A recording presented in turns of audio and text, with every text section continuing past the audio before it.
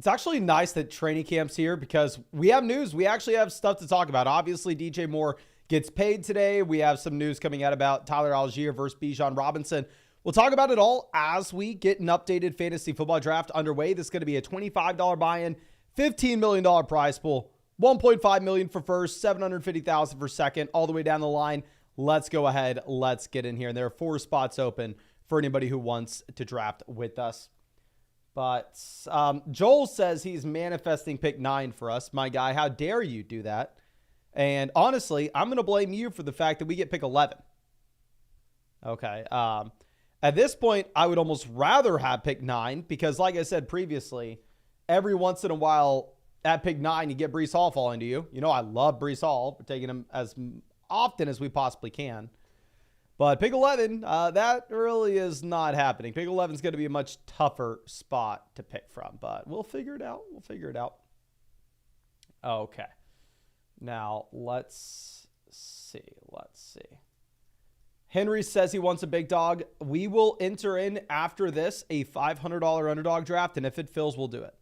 If it doesn't fill, I'm going to leave. I'll get my $500 back. But if it fills, we're in.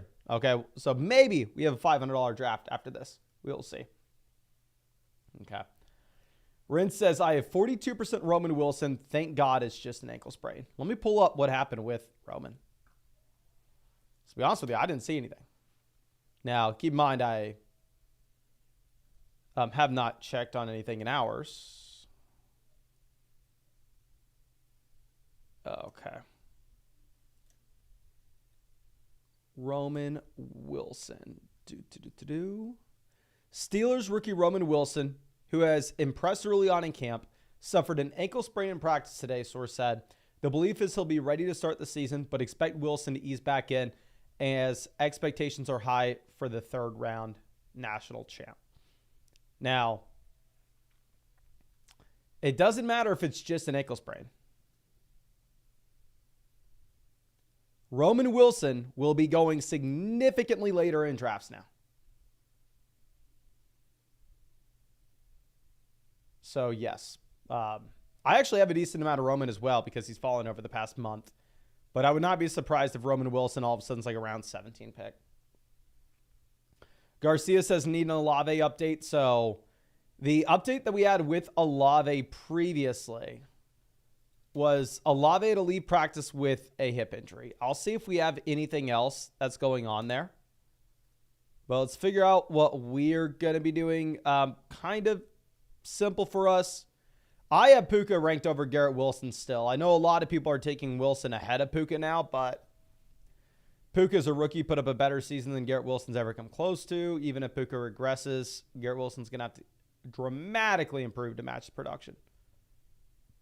So, Puka Nacua at 11. Marvin Harrison goes 12. Let's see if this team just goes Harrison Gibbs. I personally don't do that there at 12 because it's a super common start. Puka Gibbs isn't the most rare start in the world, but I really like it. I think both players are at a top tier now.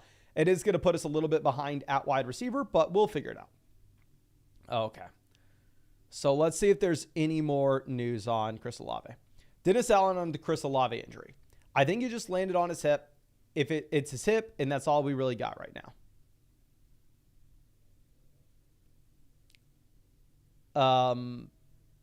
Yeah, I can't find anything on Olave. So right now you're just having to deal with the mysterious hip injury. I did get Chris Olave falling to us on a team where we took Amon-Ra St. Brown, which we took advantage of in another draft. Actually, we took Jamar Chase and Olave together in another draft. Let me see if we have anything else that we need to discuss real quick. So Hardell says, what was that Bijan tweet about earlier? Is he hurt? So yeah, y'all know I've been on board where I've drafted a lot of Algier this year. I've drafted very little Bijan because I've ranked Breece ahead of him. Coaching staff came out today and they said that Algier is going to have a large role. So, I personally am not like plummeting Bijan down my rankings by any means because I already had Breece ahead of him. But if you previously had Breece Hall behind Bijan Robinson, I already put out the videos months ago saying why I thought it was wrong, and I stand by it. I really think you have to go Brees over Bijan now, which you see in this draft, and I've seen in a lot of drafts today as well. Cameron says, are people still delusional enough to think Ayuk is leaving the Winers? So, positive that Ayuk going to training camp. I don't know. Until the deal's done, I think there's a chance that he leaves. We'll see. Okay. And then, of course, real quick, if you don't know what we are doing, we are drafting on Underdog Fantasy. This is where I draft every single day. I've done it for years. It's best ball, so there's no time commitment at all during the season. It's how I draft hundreds of teams every offseason. It's how I won $150,000 on Underdog 2 years ago. And if you want to join a draft with us, I'm going to be streaming these every single night. You can find that link in the description. You can find it in the comment section. You can find it in the live chat. And if you use code FLOCK, you are going to get my 2024 fantasy football rankings. You will get my 2024 fantasy football draft guide, and you will get a deposit bonus up to $250 as well with code FLOCK. Good news, bad news. Bad news, you have to be in one of these states. You can see the map here. Good news is it is available in pretty much every state. Yes, it's available in California. Yes, in Texas. Yes, in Florida. Yes, in New York. You can see the map. But yeah, what was the other thing I was going to say? Oh yeah, clarity on the draft guide. I think the guide should be done on August 1st. On August 1st, worst case scenario, August 2nd. Anybody who has used code FLOCK on Underdog in 2024 and made a $10 deposit, you will get sent our draft guide and rankings through your email. To the email that you signed up with your account on Underdog, code FLOCK, $10 deposit, new account in 2024. And every week going into the start of the season, I will send out an updated version of our draft guide, an updated list of our rankings to those users. So if you use code FLOCK and Underdog a month ago, don't worry, you're going to get it. If you use code FLOCK and Underdog today, tomorrow, don't worry, you're going to get it. Very interesting to see in this draft, Chris Olave falls to 26. Previously, Olave had an ADP of about 17.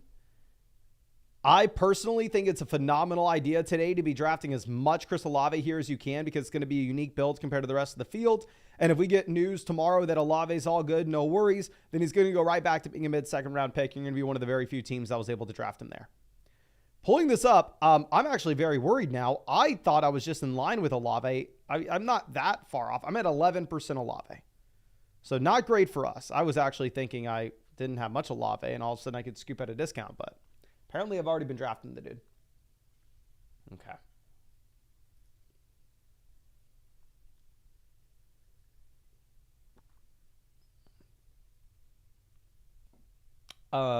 Let's see. Malik Neighbors goes, S'more says Mason just signed up with code FLOCK 2 days ago. What's the best draft for beginners?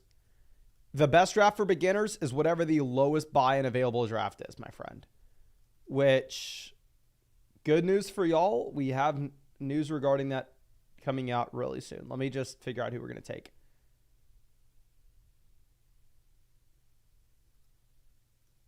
I think we're going to go Travis Kelce and T. Higgins. I think we're going to go with the unique pairing here at the 3-4 turn. Really, Kelce, Higgins always go in round 4 together. So I don't think that you should see too many rosters with them paired up. I don't think we're sacrificing a ton of upside here, taking T. Higgins instead of Tank Dell, Zay Flowers, etc., etc. And if this team takes T. Higgins, then we'll pivot over and we'll just go with Amari, right? But the idea here is we're trying to get a unique build from a tournament aspect. Okay. Let's see what this team is doing. They go with Flowers, Dell. We're going to go ahead and we will take T. Higgins. If you go back to where Higgins was going over the past 2 years, he's been a player going at the 2-3 turn. So I'm kind of fine taking him in the 4th round, especially this year. Wide receivers more expensive overall.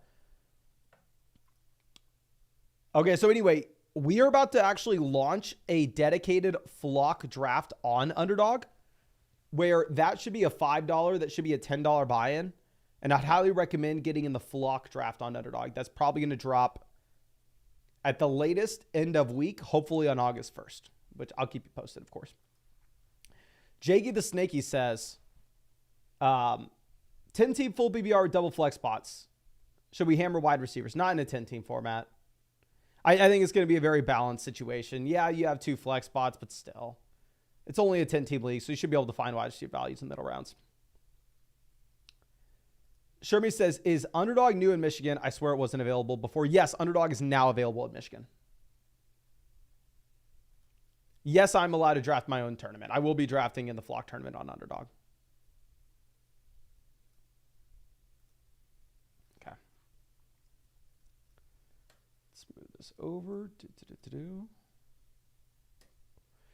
So after we go Higgins, you have McBride going at 39, which is a little interesting. Typically, you only have McBride going at the 4-5 turn. So to be honest, I think if you wanted a unique build in this overall tournament, you could go with McBride instead of like Tank Dell or Zay Flowers there at 35 or 36. I don't think you're sacrificing too much upside when you do that. And I think you would have a very unique combo of players that the rest of the field wanted. Okay. Desire Best says, how long do team reviews take on the site? So if you submitted your team for review on flockfantasy.com, depends who you submitted it to. Right now, I think I'm about 3 or 4 days behind on reviews, but typically I get them all out within about 5 days. If you submitted it to somebody else, I don't know their timeline. I'd imagine it's about the same. A couple days to a week. Okay. Aiden says, Achan, Laporta, Olave in a shallow redraft format, PPR.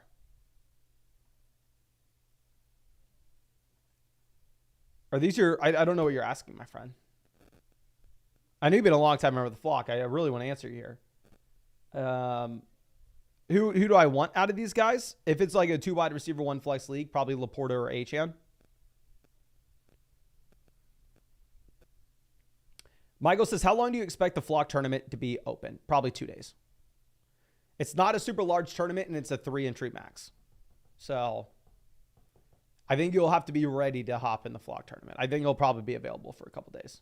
And hopefully we can do multiple of them. We'll see. Hectic says, does Roman Wilson's injury boost George Pickens' ADP? I personally don't think so. Just because if I'm looking at George Pickens, I don't think your issue with Pickens is ever that he's not going to get enough targets in Pittsburgh. It seems like Pickens already profiled to be someone that was going to be able to dominate the target share for the Steelers. The issue with George Pickens is more so that this is going to be a wide receiver that's in a bad offense and that may not have efficient quarterback play. So the injury to Roman Wilson, I don't know if it really changes anything, and that you're still going to be in a position where the volume's not guaranteed. I'm sorry, the volume is guaranteed, but the efficiency isn't, if that makes sense. Kyle Pitts goes 57. See what Josh decides to do. Yeah, Josh is willing to go out there and get a little unique. They went and took Trey McBride at 39. They go Josh Jacobs. I am upset about the Jacobs pick. I personally wanted Josh Jacobs making it to us. We'll take James Cook. We definitely need to at least get 1 wide receiver here at the turn, but I think that we can look at a couple different names at pick 62 with no issues. But yeah, I was really hoping that we were going to get Josh Jacobs here. I think Jacobs could not be a better price at pick 58. Okay, so Rashad White, Kyler Murray both go really early for the Kyler Harrison stack. So at this point, I think we're most likely going to end up going Godwin. I think you could make an argument to go with Worthy and kind of just go in on this Chiefs offense with Kelsey and Worthy and say, hypothetically, maybe they go back to a pace of play and an average depth of target or average depth of pass attempt for Mahomes that's more similar to what we had in like 2018, 2019. But, okay. Colin says, what's up, Mason? First time doing a keeper league.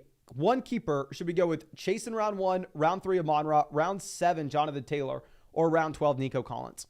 I'm definitely not looking at round 12 Nico Collins. It'd be round 3 Amon-Ra or round 7 Taylor. I think Chase and Amon-Ra are a similar tier where I would definitely not keep Chase round 1 if we can keep Amon-Ra round 3. The real question is, right, if it's a single player keeper, we have to assume that like a round 3 pick is kind of equivalent to a round 4 pick. And then a round 7 pick is kind of equivalent to a round 8 pick. So like the quality of player you'll be passing up on in favor of keeping Amon-Ra St. Brown will be, say, someone like, I don't know, call it Chris Olave. Would you rather have Chris Olave and Jonathan Taylor? Or would you potentially rather have like Calvin Ridley and Amon-Ra St. Brown? Which if it's a 2 wide receiver, 1 flex league, I'd probably just go with the best player. But yeah, I think it's either going to be a round 3 Amon-Ra or round 7 Jonathan Taylor. Can anybody please spam the chat? Who would you rather have? Colin's been a super long time member of the flock. Would you rather have round 3 Amon-Ra St. Brown or round 7 Jonathan Taylor in your keeper league?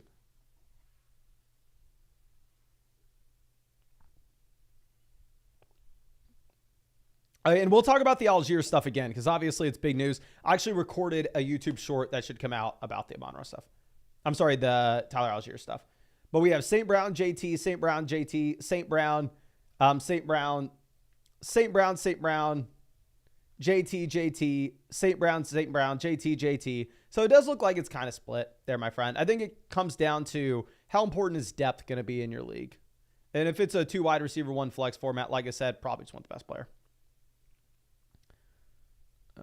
Okay. Lad goes. Lad's been getting phenomenal press out of the Los Angeles Chargers camp. And here, if we're looking at quarterbacks that could be in play for us,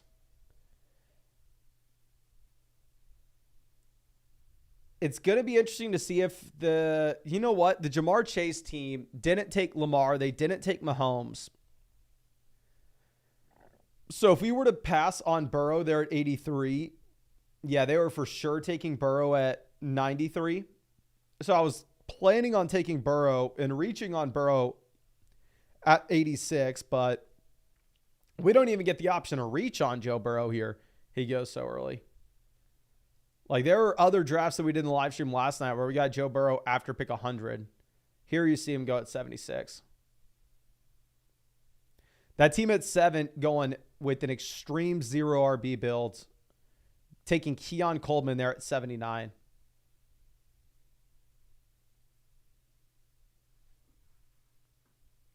C says, how did Allen fall to the 4th round? On Underdog, Josh Allen goes in the 4th round in almost every draft, my friend, which I've drafted a lot of Josh Allen this year. I've noticed JSN falling down draft boards just a bit, like this literally over the past 2 days. I don't know if it's going to be a continued trend or maybe just a one-off that's been happening in my personal drafts. Okay.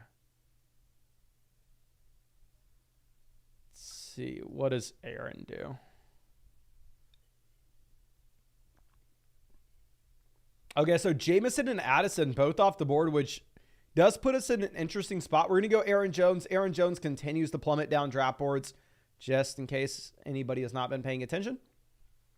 But yeah, I mean, we're still kind of behind at wide receiver where we only have Puka, Higgins, and Godwin. But if you look at the board right now, the best wide receivers that would be available to us would be Curtis Samuel, Cortland Sutton. So I personally was planning on going Jake Ferguson at 86 and hoping that Dak Prescott was going to make it back around. But now Jake Ferguson goes at 84, so I'm not taking Curtis Samuel over Ramondre Stevenson. I'm sorry. I agree. I know I'm stupid. Instead, we are just going to take Ramondre Stevenson here, and this was a debacle of a draft so far. I mean, maybe we can save it. I'm not going to say that this is unsalvageable. We'll see if I can whip up some magic and somehow turn this ship around. But as it stands, we are currently sitting with Puka Nacua, T. Higgins, Chris Godwin at wide receiver, Travis Kelce at tight ends. At running back, we have Jahmyr Gibbs, James Cook, Aaron Jones, Ramondre Stevenson. If we're revisiting of what we could have done differently in this draft, at the 1-2 turn to go Puka and Gibbs, I'm sorry, I'm doing that every time. I'm not taking Jalen Waddle. I'm not taking Nico Collins. I'm not taking Drake London over Jahmyr Gibbs. Gibbs is the pick. The easier decision would have been to instead at the 3-4, and this is where I went wrong, and I'm going to be honest with y'all. I went wrong here. This is my mistake. I need to be more disciplined, and when we don't go wide receiver out the gate, I need to stick with wide receiver in round 3. Instead of going Kelce Higgins, I should have gone like Pickens Higgins, Amari Higgins. It still would have given us the unique structure. It wouldn't have put us behind at wide receiver. And we'd be in a much more comfortable position right now. So the mistake that we made in this draft, I think, was the Travis Kelce selection. Just because when we go Jahmyr Gibbs there, I don't think we can afford to also go Kelce. Charlie says, yesterday you gave me advice on redraft strategies. I noticed in mock drafts that I was light on wide receiver talent. Do you think I should draft one from each position through the first 4 rounds? I don't necessarily think so. So whenever I say that in your shallow redraft format, if you're going to be only starting 2 wide receivers, 1 flex, I think you can kind of push wide receiver. I don't think you want to go with 2 running backs out the gate and an elite tight end and an elite quarterback. I think you kind of want to pick and choose your battles there. I think you can maybe go with like 2 running backs out the gate and an elite quarterback and then pivot over to wide receiver. I think you can go with maybe 1 running back, 1 top anchor RB, then grab an elite quarterback and an elite tight end at the 2-3 turn, and then pivot over to wide receiver. But no matter what, we want to be slamming wide receivers in the middle rounds where they are values if you look at ESPN and Yahoo ADP at the moment. But I think it just kind of comes down to, I don't know if you can afford to go with the elite RBs, the elite quarterback, and the elite tight end, even if there are strong wide receiver values in the middle rounds. Okay.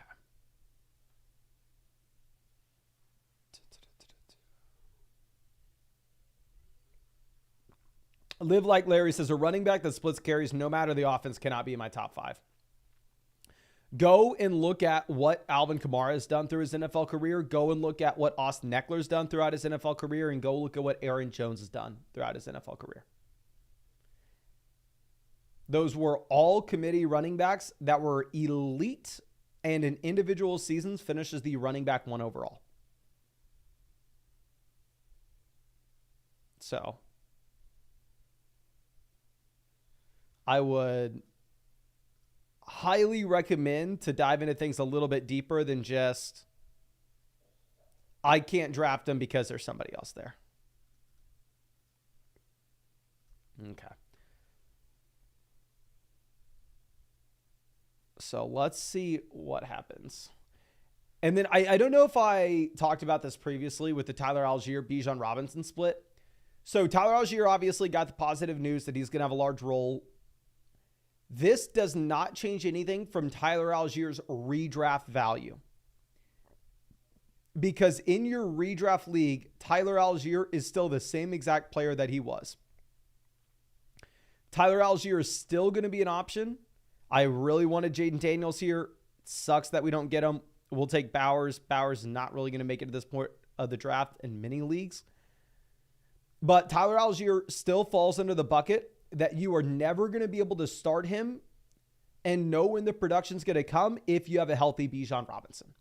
So from a redraft perspective, Tyler Algier is still just the same premium handcuff running back that he was before the news. Now, post-news, best ball-wise, Tyler Algier does get a bump given the fact that we can maybe expect some random spike weeks even in games that Bijan Robinson plays in. We're going to go Shaheed. Maybe Shaheed gets a slight bump given the fact that you have the Olave injury. More importantly, we are just desperate for wide receiver targets here where we're getting crushed at wide receiver in this draft. But anyway, best ball wise, Algier gets a bump because maybe you have a few random spike weeks where he scores a touchdown. Even if Bijan's healthy, it's just very hard to know when that would happen in redraft. And like I said, I think Bijan, for me, I'm not updating my rankings. I'm not moving Bijan any lower because he was my running back 3 already. And we had been adamant about that. However, if you were somebody that had Bijan Robinson as your running back 2, it's probably a good idea to move him behind Breece Hall. Okay.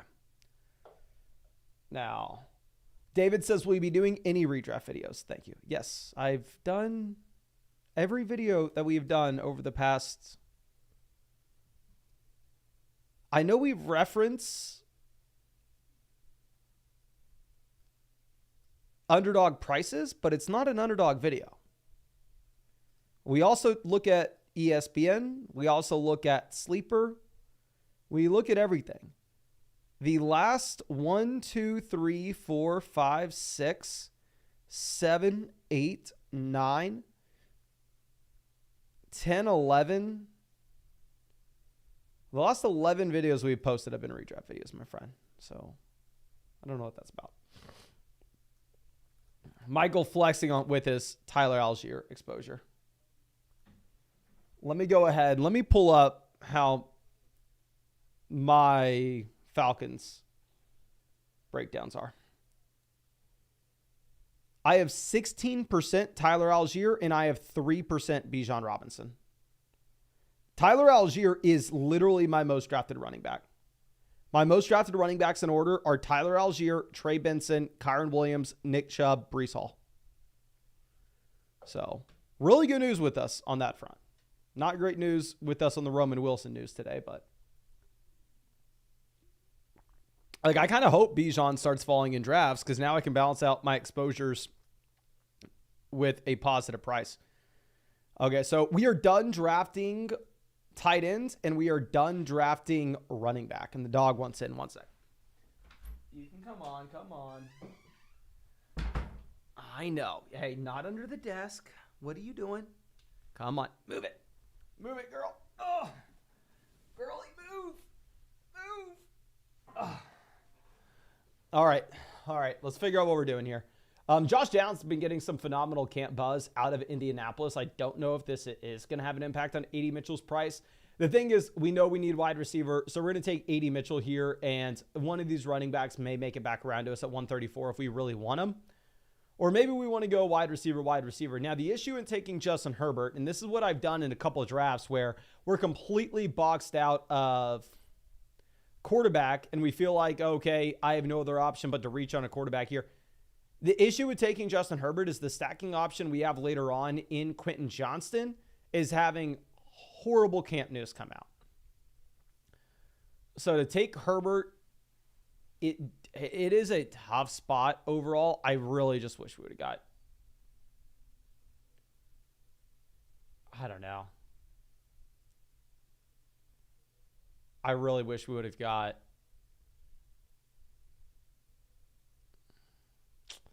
let's see, who's going to be back around to us at 155? 155, Algier will be gone now. It'll be Chuba Hubbard. Chuba Hubbard's the running back that I take in that range.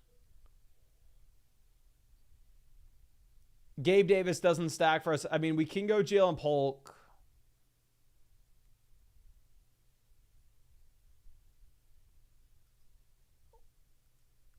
We will go with Jalen Polk. I mean, it's gross. I don't feel comfortable with it.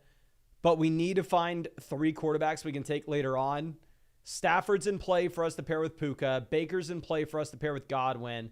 If we take Polk, we can take Drake May and say, hypothetically, what happens if Drake May has a CJ Stroud rookie season and Polk, Ramondre Stevenson both crushed because of it? That team probably be pretty good. Now, with that being said, is that likely? No, but is it likely I turn $25 into $1.5 million? Probably not. I wish. So, yeah, you kind of have to hit on some unlikely outcomes here if we are going to see that massive return. So, we'll take Polk, and I'll reiterate, I really wish we would have had Jaden Daniels making it to us at 107. Okay, let's see. Jeep Guy says, planting my flag that Achane is a top 4 running back. If I'm looking at Achane, I know we've talked about this time and time again, my friend. I'm sure you're tired of hearing it, but my entire issue with him is the efficiency has to come down. It either comes down or he's the best running back in NFL history. And I don't know if the volume can go up too much because of his size. If the volume goes up, then Achane absolutely crushes. Okay. Let's see. Now, Jaleel goes, so we can still take one more running back. The thing that we cannot do is take a tight end. So it'd be great to have like Luke Musgrave and Hunter Henry get drafted before us. Let's see. I mean, there's not much to discuss with DJ Moore. We can talk about it. But DJ Moore gets paid. What does this do for DJ Moore? What does this do for Keenan Allen? What does this do for Rome? Probably nothing. They're all probably about the same that they were previously. I wish we could come out here and have some like, oh, now DJ Moore's right. In reality, nothing changes with the situation. Yeah, and we have to take Matthew Stafford here. We have no other option. We're going to take Stafford at 155, pair him up with Puka.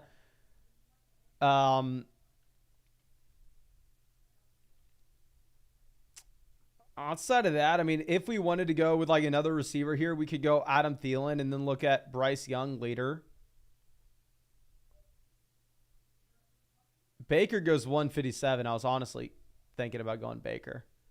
Steven goes Baker and reached on Baker and K-Dot a ton to stack him. All right. We can also go with an unstacked Watson.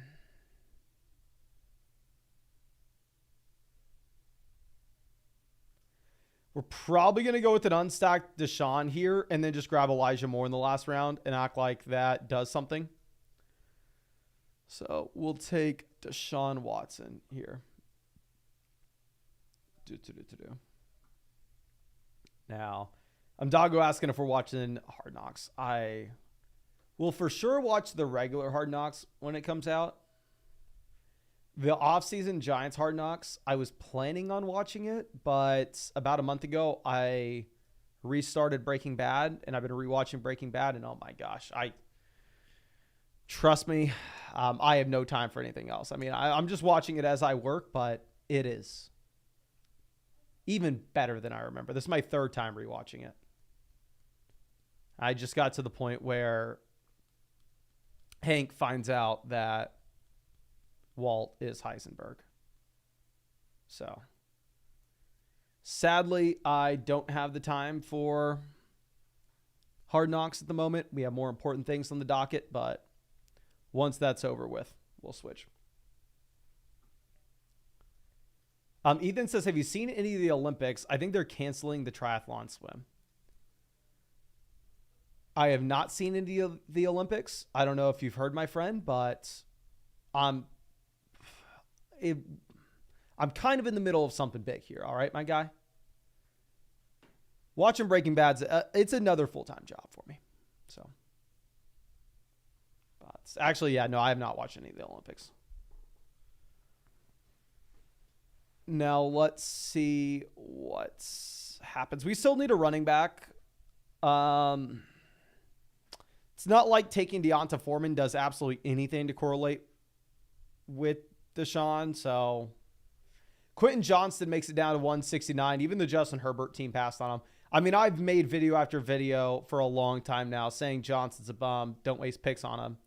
And then I've turned around and I've drafted him in underdog drafts quite a lot. So I deserve it.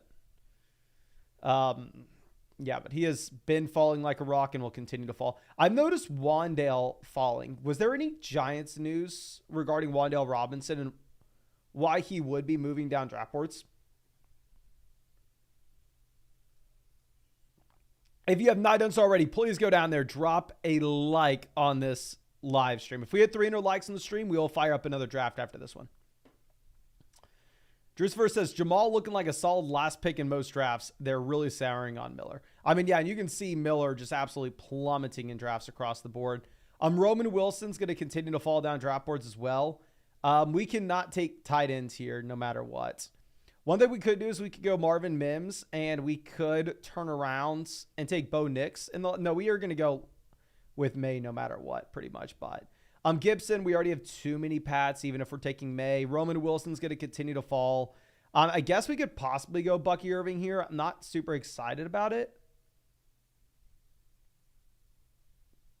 We're actually going to go Marvin Mims just because we want to give ourselves the ability to go with Bo Nix if we end up whiffing on Drake May, which I don't expect to whiff on May, but I don't know. Does it make sense to just take Bo Nix? What's the Damian Pierce? Damian Pierce. Pierce is expected to see a lot of action in Thursday's Hall of Fame game. Not great. What do we want? Do we just play it safe and get Drake May? We're going to play it safe. Take Drake May here. In the last round, in the last 2 rounds, we're going to go with 1 running back. And we're going to take Elijah Moore to pair up with Deshaun Watson. Yeah, so Roman Wilson has an ankle sprain. Sounds like he'll be ready to start the season, but it doesn't really matter if you're going to be a rookie that's missing out on all that valuable time. You are deservedly going to be falling down draft boards. And Roman Wilson's already fallen down a ton over the past month. And over the past few weeks, I found myself drafting a decent amount of them. So it's not great. I would like to act like Roman Wilson wasn't going to fall any further, but the reality is he probably will. Well, let me see how many likes we're at, see if we're going to fire up another draft after this. If we do, we need about 30 more likes to fire up another draft. So hit that like button, and we will. We are probably going to enter in a $500 draft. And if it fills, we'll do the $500 draft. If it doesn't, we'll bounce, and we'll go to a $25 one. Okay.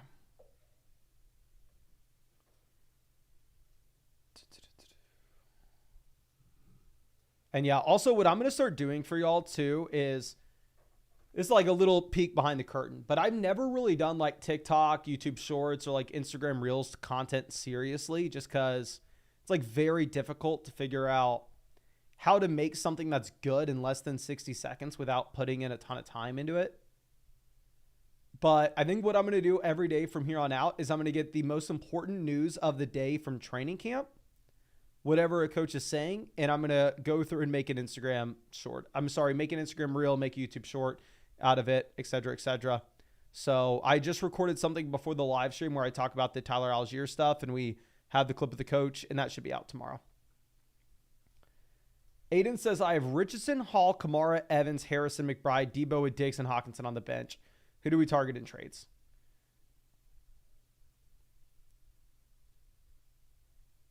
I mean, I think you're in a very comfortable spot. I mean, you could afford to look to go out there and upgrade running back too if you really wanted to. Like if you wanted to try to package together Diggs and Alvin Kamara and see if we can pivot up and go get someone like Kyron Williams, go get someone like Achane, I think that could make sense.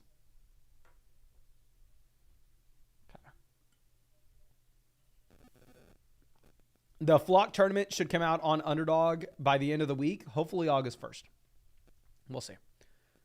But let's move this over. So we're done at quarterback. We are done at tight end. Like I said, we're going to be going with Elijah Moore to pair up with Deshaun Watson. And then we'll take a running back here as well. I don't know which running back, though. So, I mean, I'll give you all my ideas on running backs when we're actually on the clock. But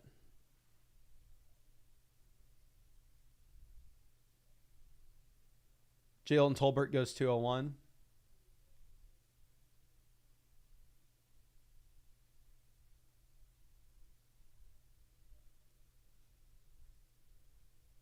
What is this team doing? Goes estimate. I like the estimate pick because in a large percentage of these Underdog tournaments, he was not selected.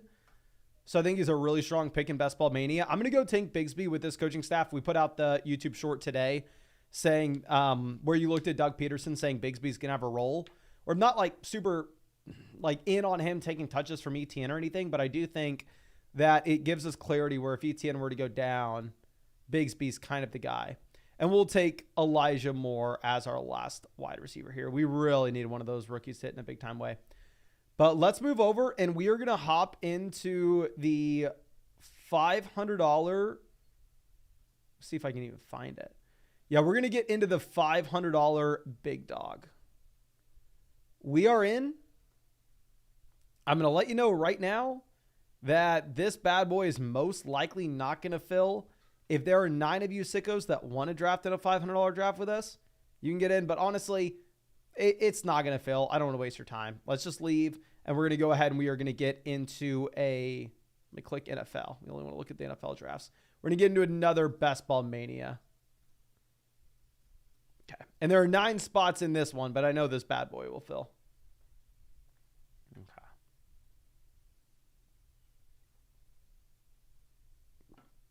Let's see. We're pick 2. So pick 2 is a very comfortable spot. I mean, we are going to get an elite wide receiver out the gate or Christian McCaffrey.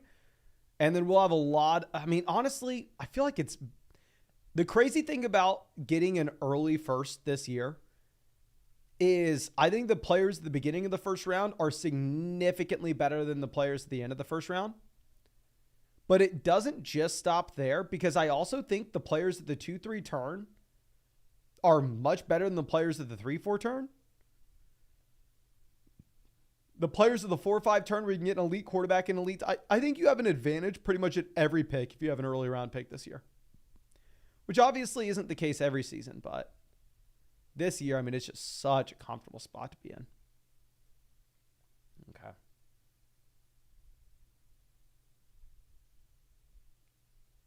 Yes, I know we didn't give it much time in the $500 draft, but it is what it is. I mean, I know we don't have 9 people watching this live stream that want to spontaneously jump into a $500 draft, my friend. We're going to go ahead. We will take CeeDee Lamb at pick 2. Super comfortable spot. We'll be able to make some noise. And I forgot to mention, I need to mention this in every stream. We are having an Austin, Texas meetup August 22nd. If you're in San Antonio, if you're in Dallas, if you're in Houston, if you're in Austin, I expect to see you there. Limited spots available. If we sell out of tickets soon, we can get more spots. But I need to know how many people are coming. So please get a ticket. Flockfantasy.store. You're going to get free merch, half price beer at the venue. The only reason we even have tickets, I need to know how many people are coming. I'm losing money on the thing. I just want to hang out with y'all. So flockfantasy.store. You can find the link in the description. Please go to the meetup. Okay. Caesar says, I'll be in Hawaii or else I'd go. My guy, that's not a bad swim. I think you can make it. Okay. Let's see. Bijan goes at 6, which is interesting. I do think Bijan's going to fall. What I've seen in drafts today is I think Bijan Robinson's going to fall. I feel so good about our call to draft Brees at a discount all offseason. Now I think we're going to be able to get Bijan at a discount in a lot of these drafts, which pick 6 is not that discount. I think you're going to get Bijan at 8, 9, 10 in a decent amount of these. Not all of them, but a handful. Okay. Let's see. Yeah, Brees going at 8. I've noticed the Monroe St. Brown sometimes slipping to 7 and 8 as well. It really just depends on the draft you're in, of course.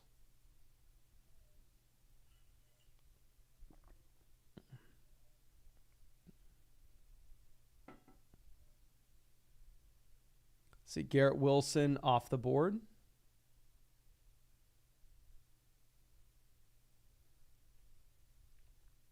Puka Nacua goes at 11.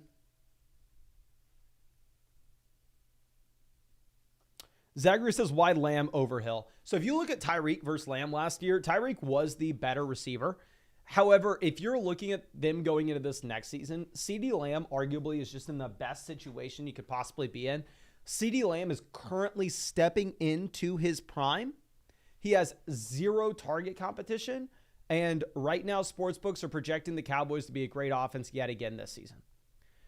The only thing that holds me back from taking Tyreek over Lamb is you do have Tyreek not stepping into his prime, but possibly, and I'm not saying it's happening, I'm still taking Tyreek Hill at wide receiver 2, but I'm just saying if we're nitpicking one or the other, he's going into his age 30 season, so possibly he's stepping out of his prime.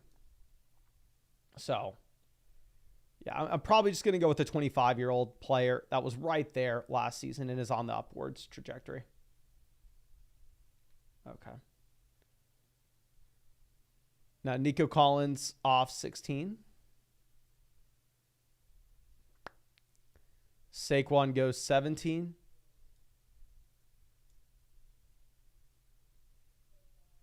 Let's see how far Olave falls in this one. Olave fell to the 3rd round in the other draft that we just did. John says Tyreek is a porn star now. Did something come out about Tyreek? I know Tyreek had the news earlier that he has a zillion baby mamas. Which, to be honest, if you just signed a $100 million contract, like you do you.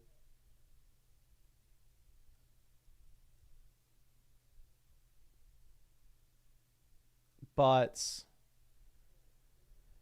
I'm not going to take Achane here. I think I'd rather have Kyron with a more unique combo. So we're going to take Evans, and then I think we're going to go Kyron Williams at 26. So I don't think there'll be a ton of CeeDee Lamb, Mike Evans, Kyron Williams starts. I mean, there will definitely be. I'm not going to act like it's super unique, but I don't think it'll be as common as CeeDee Lamb, Mike Evans, Devon Achane starts.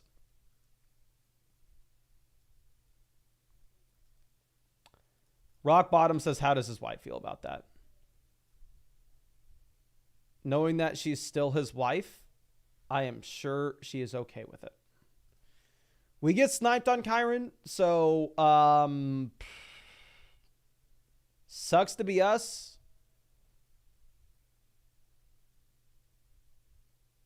Do we go with the really unique pick of DJ Moore?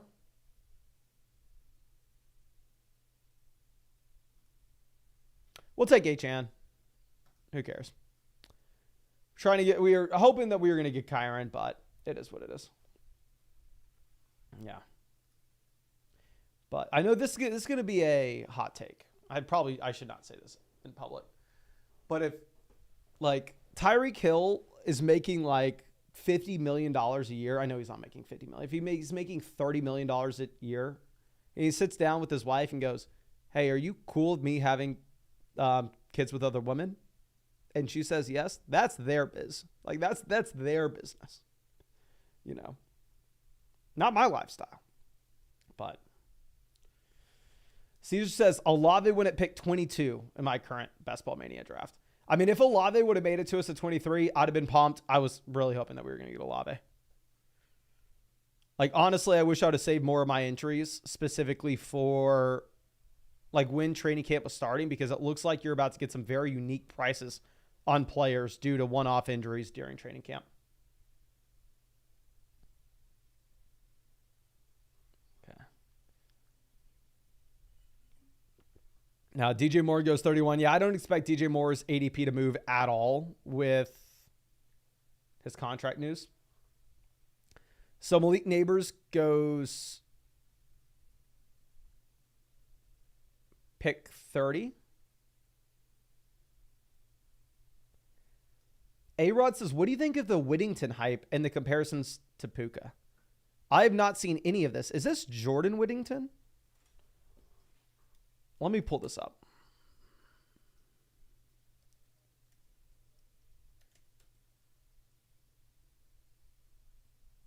Jordan Whittington. Funny enough, this is a wide receiver that I have seen multiple times in that distinctively the last time I saw him like really up close was during COVID. It was like in Austin, everything locked down. It had just happened and I couldn't go to the gym anymore. But I was like lived walking distance to the track that was at UT. That was like the public track for the students called Clark Field. It's awesome. If you go to UT, make sure you spend as much time at Clark as you can. And I would go and do pull-ups there just because all the gyms were closed and it was like an outdoor thing. And then I was leaving with the dog and I ran into him and I was like, is that Jordan Whittington? He was a wide receiver at Texas. And I was like, that can't be him. That guy looks like a 250-pound linebacker. The guy was freaking massive. Is he going to do anything at the NFL level? Most likely not. Would I ever draft him in round 18? No, I would not. But was I smart enough to draft Puka? No, I was not. So I would probably not listen to me.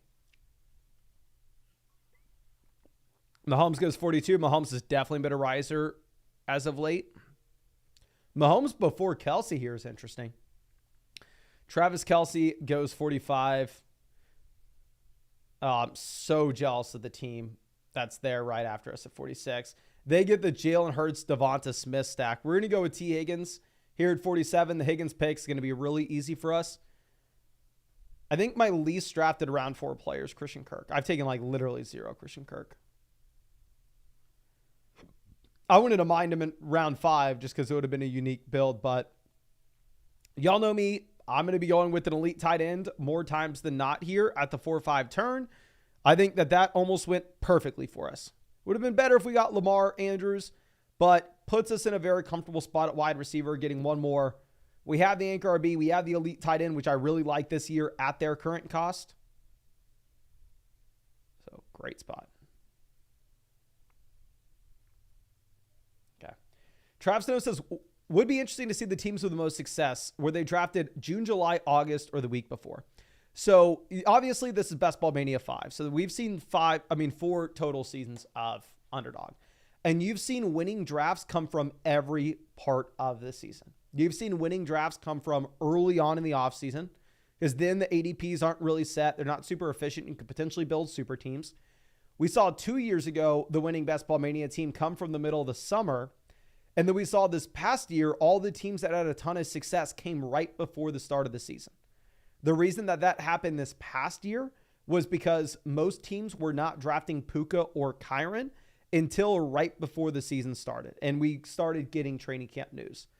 So if there's a situation where I know a lot of people think that the new wide receiver 3 in Cincinnati is a great round 18 pick, and he very may well be, but if there's somebody that hasn't been drafted all offseason, that all of a sudden we get camp news that, oh, he's worth drafting now, and teams in August take him, and then he turns out to be a top 5 running back like Kyron Williams or a top 10 receiver like Puka Nacua, that's when the winning team will come. Now, of course, it is hard to know if you're ever going to get that. We got it last year, but pretty much no other season. So from what I've seen is it looks like the teams that are drafted closest to the start of the season on average will score the most points, because there you're not taking as many dead players typically. But the teams that are drafted at the beginning of the season have a wider range of outcomes. You'll draft teams that are very, very bad at the beginning of the offseason, but you could also potentially put together a super team. Okay. Joshua says, Mason, do you know if there's a way to change username on Underdog, or do you have to make a whole new account? I don't think you can change your username. And of course, if anybody is making an account on Underdog and you want my 2024 fantasy football draft guide and my 2024 fantasy football rankings and a deposit bonus up to $250, code FLOCK, link in the description, link in the comment section, link in the live chat.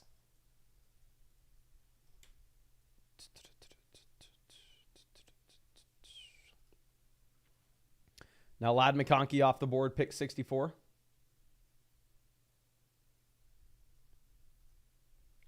Katy Perry apparently no longer wanted to be called Katy Perry in Underdog drafts. My friend, too late. You made your own bed. Okay. Ethan says, if there's more volatility in outcomes early in the season, wouldn't that logic tell us it's better to draft early? Yes, but then also at the same time, you may end up drafting a lot of dead players. And like we saw last year, the teams that drafted early last year didn't win because they didn't take Puka Kyron. So my answer to everything is I think that drafting early versus drafting late they each have their own advantages and their own disadvantages when it comes to best ball. I personally am going to draft early and late and in the middle because I'm going to draft hundreds of teams. So I kind of need to be drafting year round. But what I would suggest for y'all is to draft when you want to. I don't think you're going to get some massive secret edge one way or another. I think drafting when you want to is probably the way to go about it. Okay. Trav Snow says, Ladd getting a bump from the bum, Quentin Johnson. Yeah. I mean, everybody out on Quentin Johnson at this point. So Joe Mixon almost made it to us. Instead, we will get Achane here. I'm sorry, not Achane. We'll get Kenneth Walker at 71 to pair with Achane. Brian Thomas goes. Y'all know here in the majority of these drafts, I kind of find myself reaching on Keon Coleman, but we already got sniped on Keon. Stroud's not in play for us. We have no Texans. I'm not taking a ton of Montgomery. I'm not taking a ton of Kamara. You know what? Maybe Kamara is a better pick now if Miller is not somebody that is relevant at all. Maybe this doesn't mean that the Miller volume just immediately goes to Jamal. Maybe it just means that the running back 2 in New Orleans isn't going to have the same type of workload as you previously saw.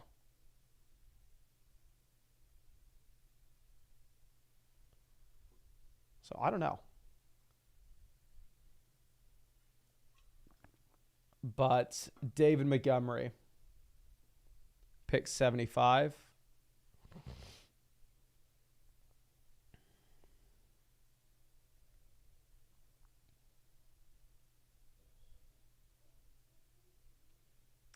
Yeah, I don't know what we should do there with the Kamara selection. I was honestly going to reach on Brian Thomas. It just feels like an awkward spot. Typically, I'm going wide receiver at that turn. But it's just awkward like Keon Coleman going at 68. Ladd going at 64. Okay.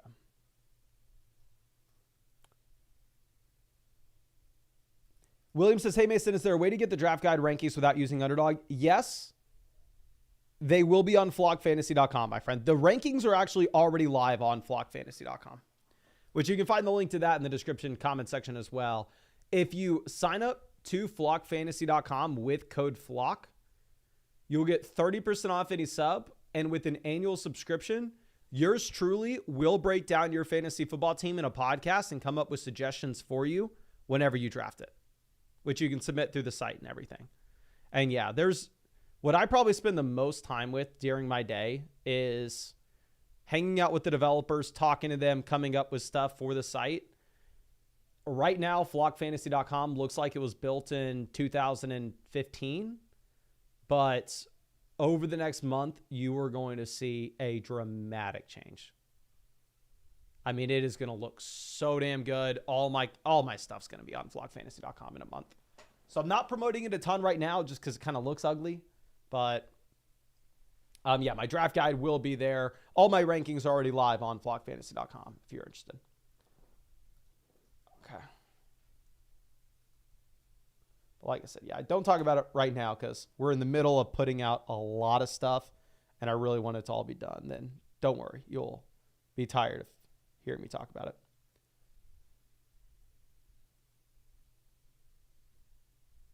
Okay.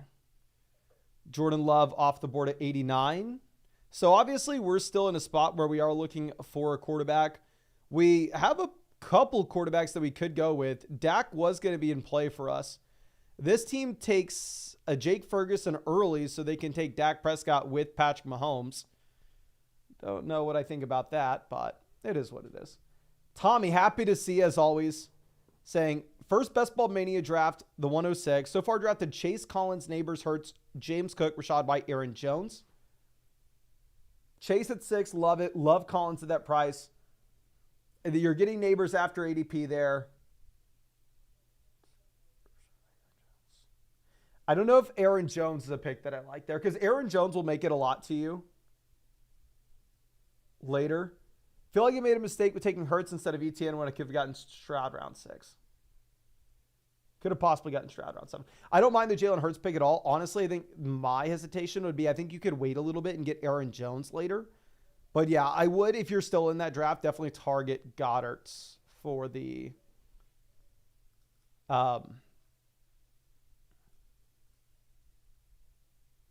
sorry, I'm just thinking real quick.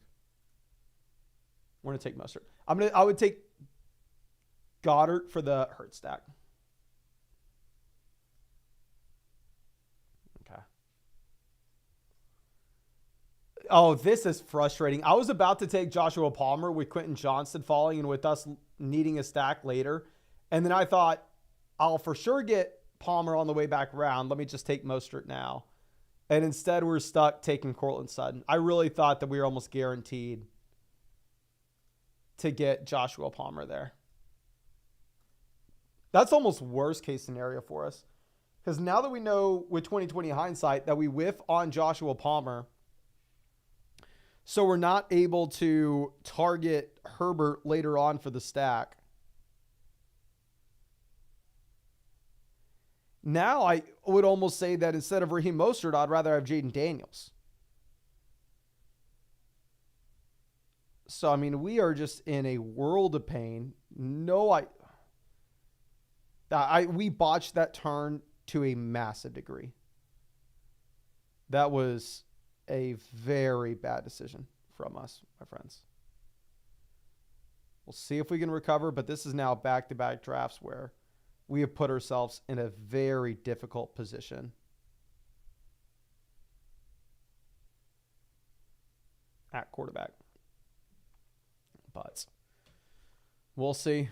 We will see. We get sniped on Dak. We get sniped on Higgins. Maybe another team we're looking Baker Mayfield. This is a Baker Mayfield Bo Nix team. Garbage. Okay. Aiden, really excited, saying Joshua Palmer went to high school. My friend, I think, honestly, I think Cortland Sutton probably went to high school as well. Obviously, I'm joking. I figured you were talking about your high school. All right. Let's see. Let's cry. We can only take one more running back. That's a fact. What's the Caleb blurb? Starters won't play Hall of Fame game. Yeah, of course. I honestly probably won't even watch the Hall of Fame game. Like I always tell myself, oh, I'm so excited for football. I'm going to watch the Hall of Fame game. We have football's back. And then whenever I do watch the Hall of Fame game, I have it turned off within minutes. Probably 10 to 20 minutes on average. Underdog is available in Canada outside of Ontario, Johnny.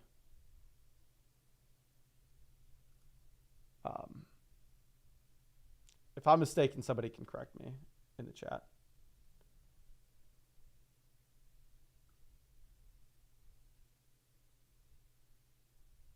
JT saying we got to let me know in the live chat, just a simple yes or no so I can break it down relatively easily. Yes or no, are you going to be watching the Hall of Fame game? Yes or no? Nick Chubb goes well before ADP here. Nick Chubb, one of my most drafted backs. I'm fine seeing his ADP rise.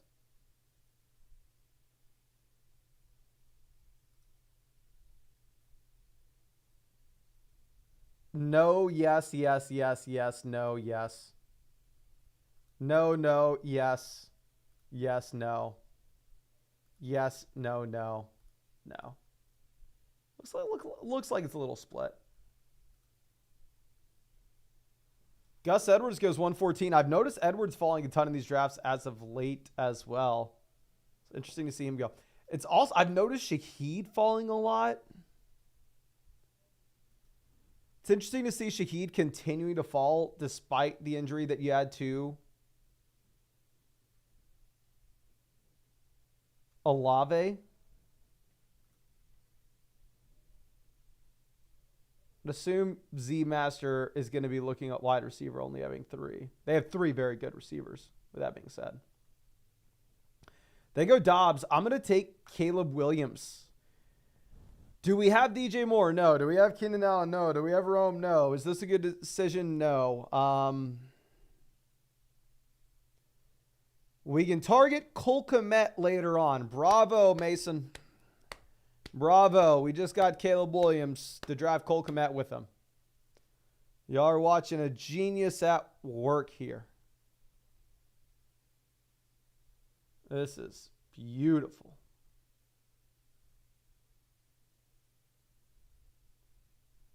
Lawrence goes 120.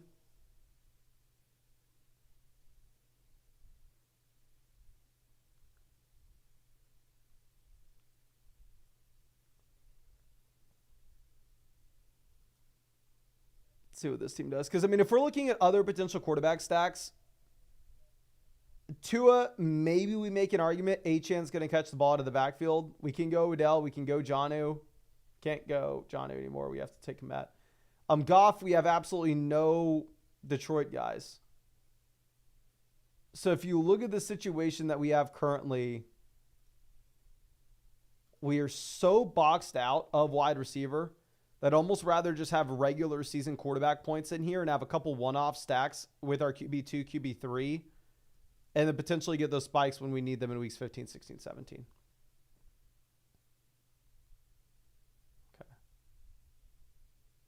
JT says, now you have to watch the Hall of Fame game after drafting Caleb. If Caleb was playing in the Hall of Fame game, I would for sure watch the Hall of Fame game. It would not even be a question. The issue is this guy ain't playing.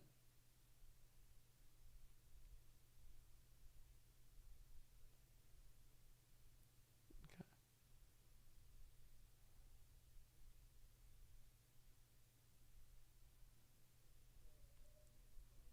Dalton Schultz goes 125.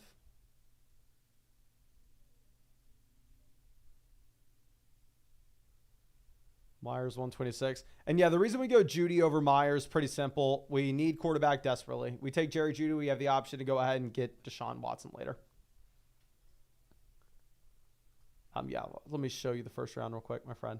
So right now, currently wide receiver, we are sitting with Lamb, Evans, Higgins, Sutton, Judy.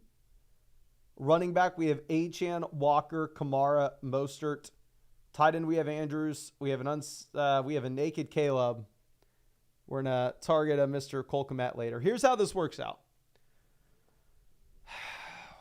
Week 17, we're gonna have Deshaun Watson on the squad. Deshaun Watson blows up. We get a 120 receiving yard, 2 receiving touchdown game from Jerry Judy. Immaculate.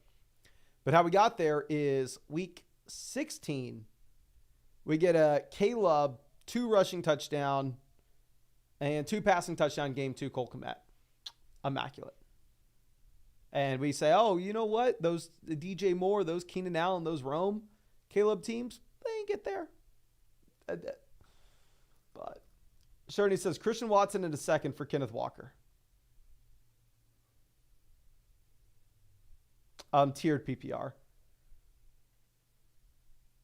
Probably Watson, just because I don't want to be trading away 2026 second. And I think they're relatively... I mean, it's very, very close. If you needed a running back and you're a contending team, I think we're fine with it.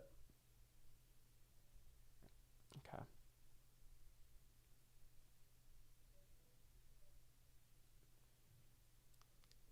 John says, would y'all buy an AI fantasy draft app? Flock Fantasy may buy an AI fantasy draft app if you can make a good one, my friend. But when the next message is I just smoked this 4th grader in NCAA, I don't know the AI capabilities we're going to have there, my friend. Not boding a ton of confidence. Now here we have Cole Kmet going before ADP. Great. Love to see it. But it is what it is.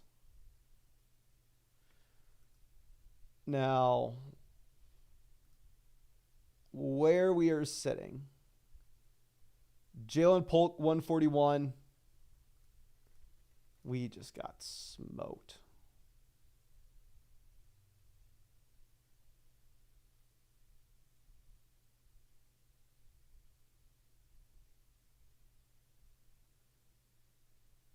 Darnell Mooney 142.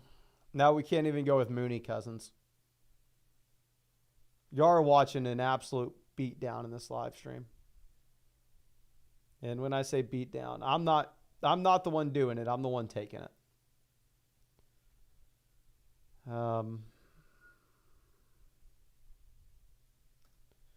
We'll take Marshawn Lloyd here. We're done drafting running backs now.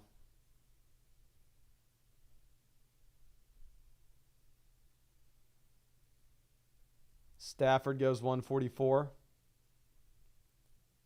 Jaleel off. We know we need to take 3 quarterbacks. If we take Hawkinson, can we potentially get away with... You know what? I'm demoralized. I can't handle it anymore. We're going to Sean. Can't handle getting sniped on the stream anymore. We'll go ahead. We'll take Watson, pair him up with Judy, and maybe Deshaun gets back to where he was in Houston. Maybe, just maybe. Is it likely? No. Is it likely I turn 25 into 1.5 million? Probably not. But, I mean, if honestly, you know how I could win 1.5 million in best ball at this point? is if you gave me $25 million to do the drafts. If you gave me $25 million for fantasy football drafts, and to spend all 25, I probably could win 1.5 back.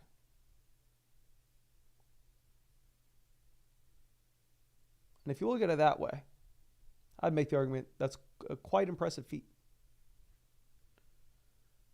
Okay.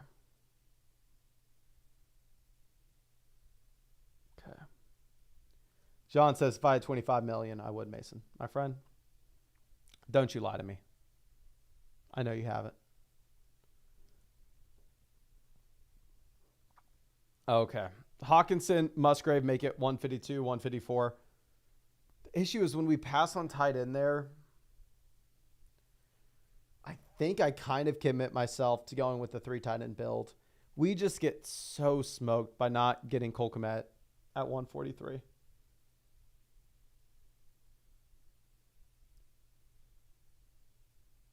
Us having to take Lloyd there. Okay, let's revisit the horrible decision that ruined this draft. The first 3 rounds, great. Rounds 4 and 5, great. Round 6 and 7, whatever. It was an awkward spot. I'm not going to give us a hard time. The horrible decision that had the wheels fall off this thing was when we were sitting there at pick 95, when I thought we were guaranteed to get Joshua Palmer at 98, so we could easily go with Justin Herbert later on. We take Raheem Mostert at 95. Joshua Palmer goes at 96. And then what's horrible about this is when we are approaching that turn, we know we need at least 1 wide receiver. So because we went with Raheem Mostert, we were not able to go Jaden Daniels at 98. And instead, we had to go Courtland Sutton. Then 119, 122. I'm not kicking us about Caleb, Judy. It is what it is. At that point, we kind of have to throw the Hail Mary and see if we get Kmet falling to us. And then at 143, 146, we're just paying the price for the mistake that we made previously with the Mostert pick. That's what that is. All right, let's move this around. So, like I said, no more running backs. We are QB, wide receiver, tight ends from here on out.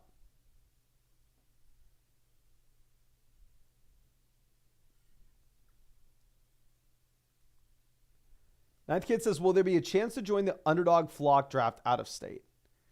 Do you mean out of a state that Underdog's in?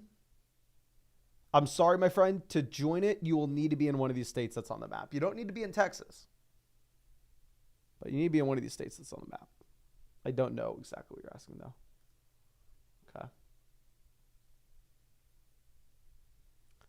Bateman goes 162. I think we've had some positive buzz coming out of Baltimore regarding Bateman. Wandale goes 164.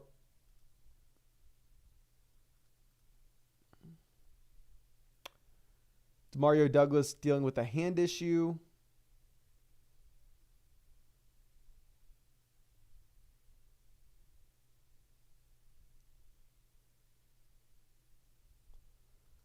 See what Z Master decides to do here.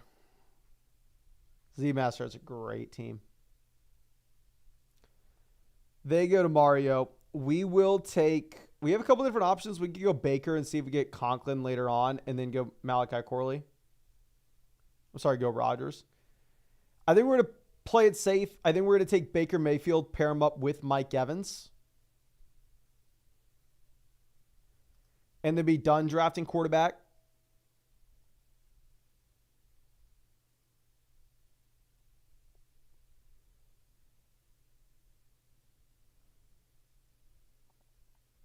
Michael Wilson, 168. Tyler Conklin, 169. Think we can go ahead and take Kate Otten here. And get the Baker, Evans, Otten double stack. So, this is what this team needs. Let's go through and let me tell you a good little fairy tale story before we all go to bed tonight. All right. This is the story of how this $25 entry turned into $1.5 million. Now, buckle in. It's a wild one. Some say it's not true. Some say it will never be true. but it's up to you and your imagination what you believe. So CeeDee Lamb, wide receiver 1, easy, locked and loaded. We don't even have to go any deeper into that. Then, magically, I don't say magically, but Jalen Wright does not become anything. This Miami Dolphins running back room repeats what we had a year ago, somehow, some way, in the HN Mostert combo. We aren't just the idiot chasing the points from last year that aren't going to repeat this year, and we're taking these guys at a much higher price. All of a sudden, they repeat what they did last season, and we absolutely crush. Joe Burrow's hand is healthy. T. Higgins is back to being a low-end wide receiver 1. Mark Andrews does Mark Andrews things. Kenneth Walker, Alvin Kamara, to be honest with you guys, y'all don't need to do much. I mean, if we have the Miami guys crushing, y'all can just come in, show up every once in a while. Now, Caleb, I don't know what you're doing here, my friend. Hopefully Caleb gets to the NFL level, and all of a sudden, I mean, we have some double-digit rushing touchdown seasons similar to what happened at USC. In reality, probably is not going to have that rushing upside at the NFL level, but a man could dream. All of a sudden, Deshaun Watson turns back into Houston Deshaun from 3 years ago, 4 years ago, 5 years, God knows how long ago at this point. And then Jerry Jeudy was only held back by the Denver Broncos. The Cleveland Browns saw something in him. They decided to bring him in, give him $50 million because he has some secret talent that's going to fix Deshaun. Probably not. And then Baker Mayfield just continues on the rebound and looks like second season Baker all over again, leading to Evans and K. Dotton crushing, leading to us winning $1.5 million. Beautiful, beautiful, beautiful. Now, all we've got to do is let it play out. Now, let's move this over. So we're done at quarterback. Rodgers makes it down to 182, which is very interesting. Yes, I know it's a great story. Great story. We are wide receiver tight ends. We are potentially going to go with 3 more receivers from here or 2 more receivers and 1 tight ends. We'll see what's going to happen.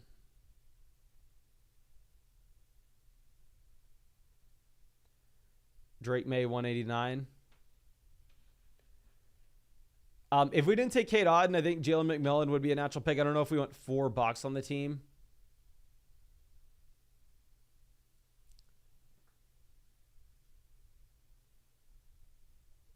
I think we take a 3rd tight end and then 2 receivers. Okay. And we will take somebody that's been getting a ton of hype. I don't even want to try to pronounce his name. That looks to be the wide receiver 3 in Cincinnati. We have Higgins. Maybe we take him and go, what happens if Chase goes down? And yeah, the more important thing is he has not gotten drafted in the vast majority of underdog tournaments. So if somehow, some way he does turn into the next Puka, you have leverage over the rest of the field. But yeah, right now he looks like he is the wide receiver 3 there over Burton. But of course, Burton's a rookie, so we should expect his role to continue to increase. But let me see. If y'all want another draft, we hit 500 likes on this live stream. We'll fire up another draft after this one. If we hit 500 likes, we will fire up another one. I think for back-to-back nights on the live stream, we have had 3 drafts, no? Which is just wearing me down. I'm letting you know that. I feel like I am not a...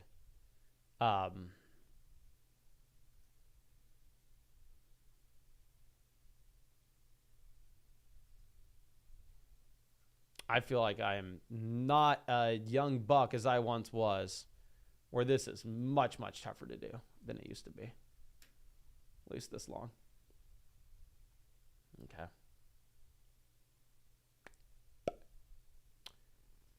Ishi Vash. Yossi Vash. We got a couple. Yossi Vash. I don't know. I'm going to call him that number 3 in Cincinnati.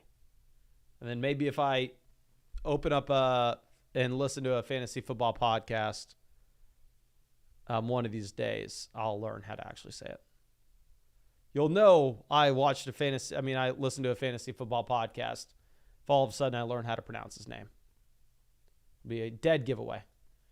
Ooh, you know what I should do right now? I need to see if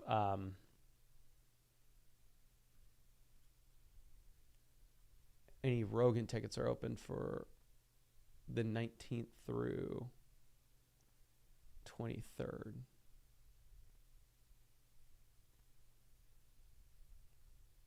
No. Hopefully soon. But A-Rod says should have went McMillan. I would have gone with McMillan if it wasn't for our decision to take Kate Otten. I think if you're specifically in Best Ball Mania to have 4 players on the same squad, it is going to be difficult to get away with. Ryan says, I think the Cincinnati forums refer to him as Yoshi. Well, we'll see. John says, the mothership's been booking so fast lately. Yeah, I need to see. I hope they drop a show for whenever all the creators are in town. We can all go to a show. And yeah, I love Tim Dillon. I've listened to Tim Dillon since 2019. I don't really listen to Tim Dillon anymore just because I don't really listen to podcasts too often anymore. But back in like 2019, I listened to a decent amount of Tim Dillon. Okay, let's move this over. Yeah, I do miss Ben. It was definitely better with Ben. I'll say that. I've tried listening to Ben's podcast. I didn't like it that much though. I was only able to get like 3 listens in. I did check out his Patreon recently though, and it looked like he was absolutely crushing it, like making a ton of money, which was nice to see. Okay, let's move this over. And we are going to go wide receiver. We need a wide receiver 7 on this team at minimum. I mean, wide receiver right now, we have Lamb, Evans, Higgins, Sutton, Judy, and Yoshi. So we probably should have taken 8 receivers on this team. I was a little too chicken and took a 3rd tight end where it probably didn't make sense to. But it is what it is. Floodgate, long time member of the Flock says, Mason, I'm sorry I haven't been here, brother. I was a sophomore in high school, now headed into year 2 in college. That is nuts, my guy. You inspired me to start training for an Ironman. That is awesome. Keep me posted. You can do it. It seems like I know it's definitely going to be a lot to do it in college, but the half Ironman I did in Texas, I saw a lot of people like, for Texas A&M, there was like a triathlon team, I guess, because they were all wearing like A&M stuff.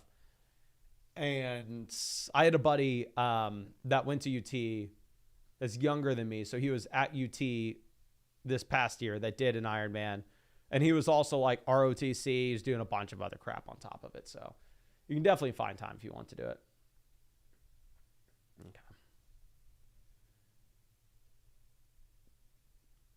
Let's see. Tucker Craft 209. I know who we want at wide receiver. It's just a question of if we're actually going to be able to get him. What quarterbacks? And maybe this is another Elijah Moore team where we have Deshaun. Probably not. Jalen Tolbert goes 210. Jalen Tolbert was actually the guy that we wanted. I think Tolbert hasn't been drafted in a lot of these. And with Jalen Tolbert, does have positive news coming out about Dallas. Obviously, it's an open depth chart behind Lamb. And Brandon Cooks looks washed. If you look like the advanced analytics for Cooks, I know he's scored touchdowns last year, but it looks like he is kind of Dunskies. Well, let me see. Are we going to hit 500 likes? I do not think so. Pull this up. Actually, looks like we need 2 more likes at 500. If you have not done so already, go down there and drop a like, and we'll fire up another draft. Jordan Mason off. Yeah, so it looks like Elijah Mitchell is not guaranteed to be the RB2 in San Fran. Javon Baker's had some impressive grabs out of camp. Obviously, the issue with taking Baker here is he's been drafted like everyone, but Yoshi has not. So maybe we make that argument. But we're going to go ahead, and I'm assuming we hit 500. So we are going to hop into another BBM draft, which looks like I have 40 entries left into Best Ball Mania. So hopefully Underdog drops a new tournament sooner. I'm struggling. Okay, we're in at pick 6. So you've seen an late pick, an early pick, and a middle pick now. I'll tell you personally, I'm going to go with the wide receiver at 6. See what the teams in front of us do, but personally, I'm typically taking a receiver. But Desire Best in here at pick 9, Michael in at pick 11. And yeah, I believe see Waffle Taco in here at 5 as well. We have Saram in here at 10. So we have Bobby out at pick 2. We have some members of the flock in this draft with us. Let's freaking go. Jaden in at pick 7. Got a bunch of people. Okay. John says Austin FC sucks. I have no idea if Austin FC is any good. I mean, I've been once. It was a lot of fun going. Now, I don't even know if we stayed for the entire game. We went. It started to rain. Oh, this is what happened. So we went to the soccer game in Austin. I had bought us tickets not really knowing what it was about. Like, what was the deal? And I had apparently bought us tickets to like the supporter section or whatever. So the seats were bolted up and you were like, no cover. And then it started to like storm. So they suspended the play of the game. And my girlfriend and I, we're going to take Justin Jefferson here at 6. We were standing in the rain with it like pouring. And like everybody in the supporter section was like going nuts in the rain for like 45 minutes, like almost an hour we were there. And then I was like, I have no idea when this is going to stop, like, and when the game's going to start again. So we ended up leaving, but it was like the game ended up starting again. And I was like, how late was this? But I don't know anything about the team, if it's good or not. The game was pretty fun when it was happening. People are going nuts. Disbanded Brother says Austin sucks overall in 2024. I would make the argument Austin's pretty damn good. Now, if you're from a small Texas town, people think Austin sucks because it's definitely more expensive than a small Texas town. But so it's more expensive than the small towns in Texas. But I like it a lot. There's a lot to do. Nature, great food, best food city, if any place I've ever been. And it's not New York, LA expensive. I feel like most people who say this, I don't know when's the last time you've been to Austin, my friend?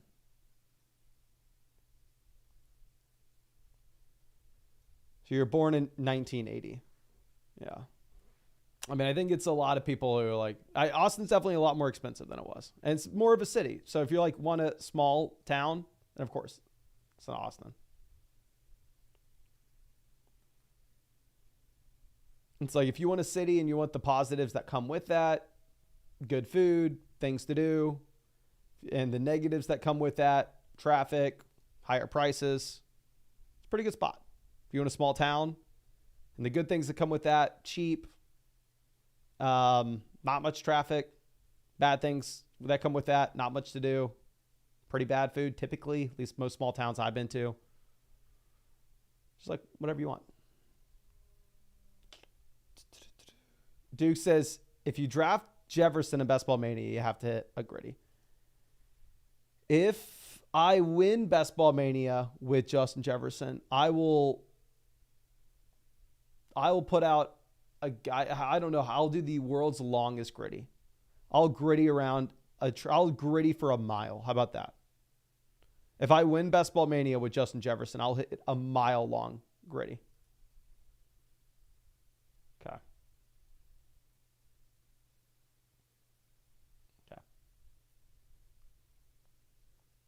Brady says, how many Best Ball Mania teams you have drafted now? Before I entered this, I think it said I had like 40 left. And we have like 40 days until the NFL draft gets here. So we better get some new tournaments soon, or I'm in a tough spot. Okay, Gibbs makes it down to 16. Bijan makes it to Saram at pick 10. So yeah, Bijan slipping in this draft. Bijan Harrison out the gate. Not many teams are going to have that combo at all. Saram must be super happy with that.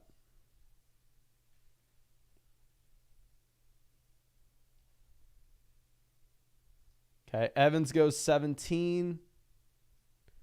Debo off. I think we're going to take Jonathan Taylor.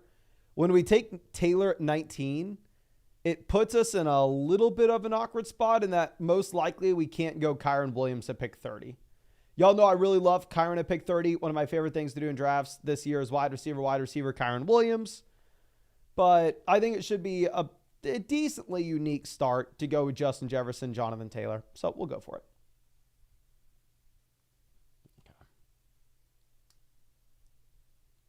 John, that's a pretty funny comment. I just saw that.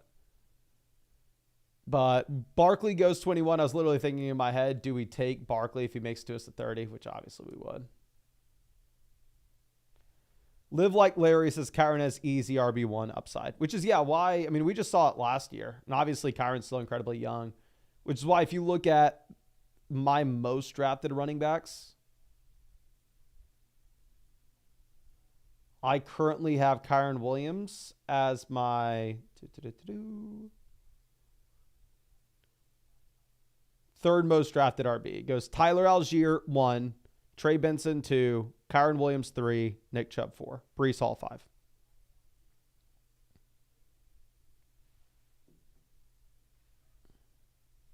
Okay, Jalen Waddle goes 24. Bryson says, what are the main strategies for best ball compared to normal fantasy? So the main difference that you're going to have in best ball in comparison to your regular fantasy football league from a very basic standpoint is best ball. The construction of your team matters so much because you're not making waiver wire moves and you're not making trades throughout the course of the season. So you need to have accounted properly the amount of quarterbacks, running backs, wide receivers, tight ends that you're going to need for the season. So a general rule of thumb is you're going to want 2 to 3 quarterbacks. You're going to want 4 to 6 running backs. You're going to want 2 to 3 tight ends, and the rest of your slots will be wide receiver. Correlation is also going to be important, just like your regular redraft league, just like your dynasty league. You want to be stacking, but I would make an argument that it's more important in best ball, even if it's important in all of them. But the main difference is just understanding that roster construction is going to be huge. Yeah, Derrick Henry goes to pick 27. Y'all know I'm a fan of seeing Derrick Henry go there. We will take Metcalf. I think it's going to be a decently unique pick getting him at 30. I haven't drafted a lot of Metcalf, but I've said before, I'm not really taking Malik Neighbors at all. The Seattle Seahawks offense should be better than the Giants. I don't think it's going to be great. But this is a very interesting draft right now. Young Krillo says, I remember used to hate Kyren and would talk against him. Yeah, last year, I completely whiffed on Kyren Williams and Puka Nacua. I could not have whiffed harder. I did not take Kyren or Puka in a single draft, and I got crushed because of it.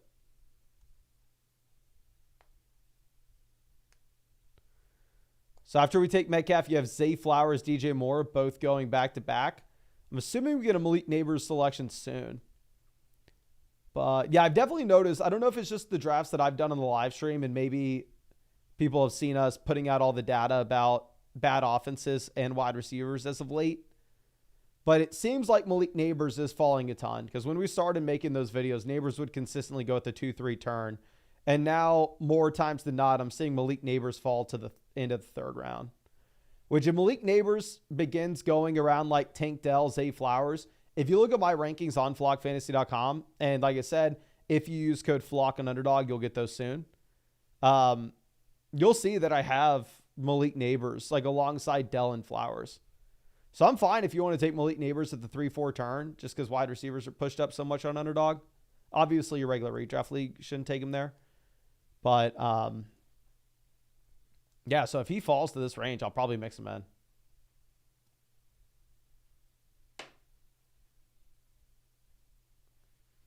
This Banner Brother says, I'm worried about the New England offensive line news. And the thing is, with New England, they're already priced in as if they're the worst offense in the NFL. If you look at sportsbooks currently, they are pricing it as New England is the worst offense in the league. I think the Broncos or the Panthers are supposed to be the second worst. You have the Giants there. The players in bad offenses that can be league winners. One, obviously, if the offense is a lot better than people expect. Two, we actually found that running back, you could be a better fantasy option than receiver in a bad offense, which was very surprising. I thought it was going to be the exact opposite. Okay, so Lamar goes at 40. Stephon Diggs makes it down to 41 in this draft. Super surprising. I think I may go Higgins here. Yeah, I'm going to go T. Higgins. Right now, obviously, you have to be concerned about the Burrow injury, and it will be something to track. But as I've mentioned previously, I trust odds makers. I trust sports books more than I trust myself in terms of trying to make accurate season-long projections with NFL offenses. And right now, they are projecting out the Bengals to be a borderline top 5 offense in the league. They are essentially pricing in that the Burrow injury is not necessarily something you have to worry about. We've seen T. Higgins be a low-end wide receiver 1 with the healthy Joe Burrow. So getting him here as a wide receiver 3, I'm fine with it. Pacheco goes 45. I don't have a lot of Pacheco, and I definitely feel like I need more.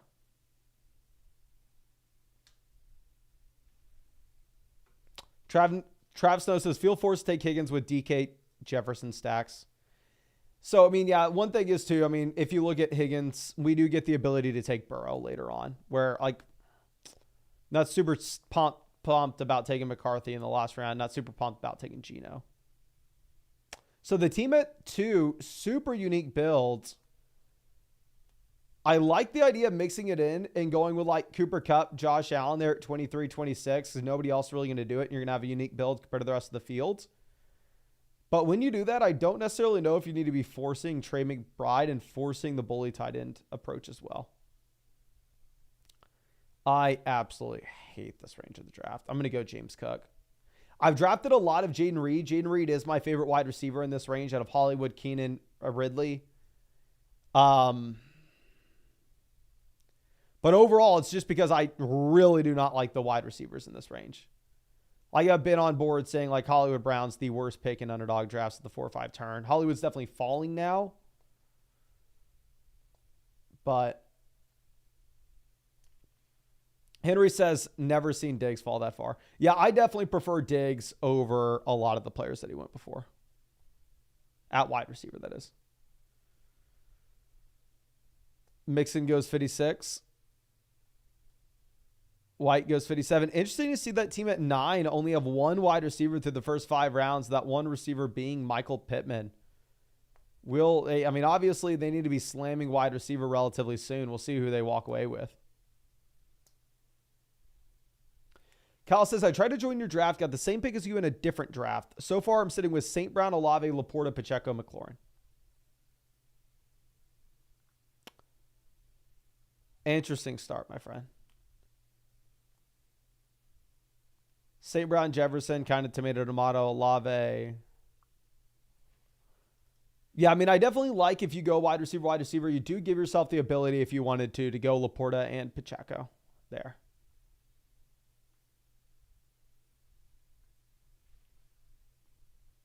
Young Krillo says, why James Cook?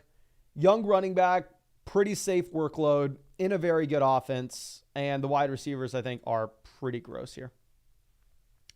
CJ Stroud goes really early to the double-stacked Texans offense there. Worthy pick 62. Kenneth Walker goes 63. I know what we're going to do. What we do is super simple here at 67.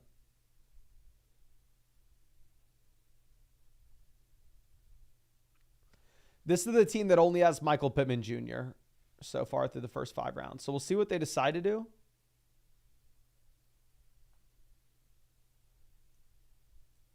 They go Kyle Pitts.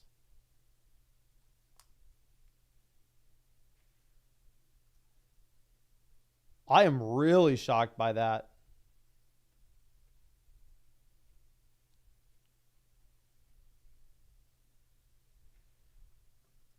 See what Will MVP does. It's a team that took Stephon Diggs at 41.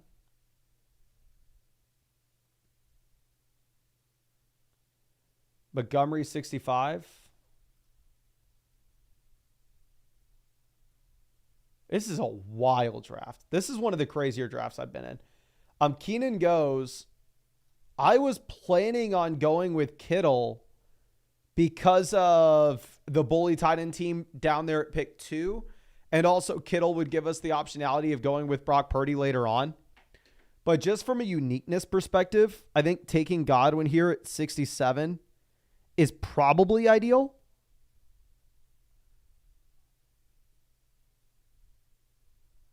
Yeah, just because I don't know how often he's going to be falling here at all.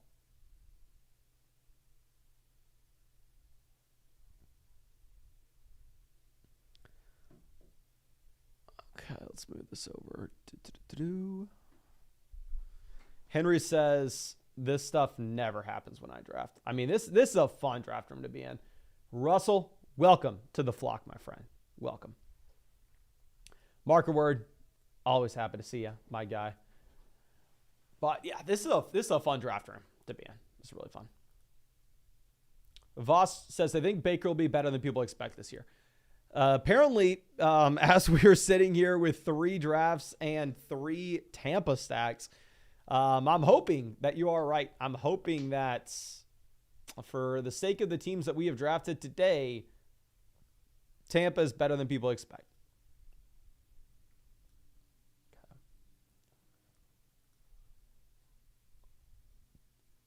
I've thought about this. Roxwell says, hey, I'm new to fantasy. Do you have a beginning tutorial? I need to make like a very simple fantasy football beginners video.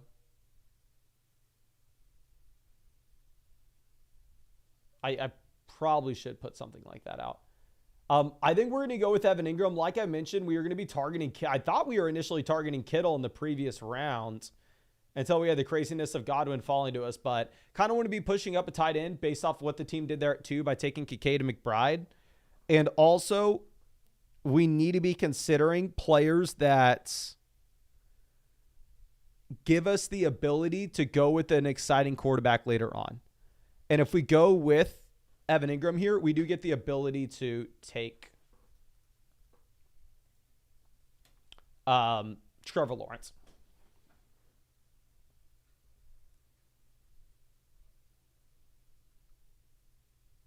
That's funny, John. I just saw that. Okay, let's move this over. Jake Ferguson goes pick 80. I wonder if that team that takes Ferguson at 80 is setting up a Dak pick later on. Now, the team at 9, I think, is either a genius and is going to come up with a league-winning strategy this year, or they are probably lost and need to slam wide receivers in the next 5 rounds. So, see what happens. A-Rod says, can you see Kyron repeating his success from last season? Can I see it? Yes. Will it happen? I don't know. But if Kyron repeated what he did last year, he should be a round 1 pick right now.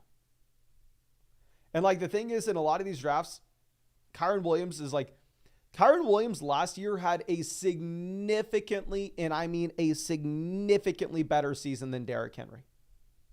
By a wide margin. If you look at a points per game perspective. Derrick Henry's going to be 31 in January. Henry's gotten worse for 3 straight seasons.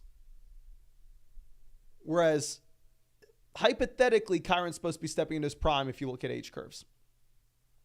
So, like, people are pricing Kyron Williams as if he is going to be worse this year than he was last year, which may happen, but that's the assumption right now in fantasy football drafts where Kyron Williams gets drafted, is that he is worse this year than he was last year.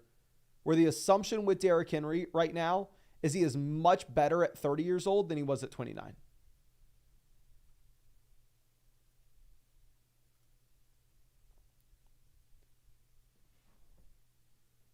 Okay.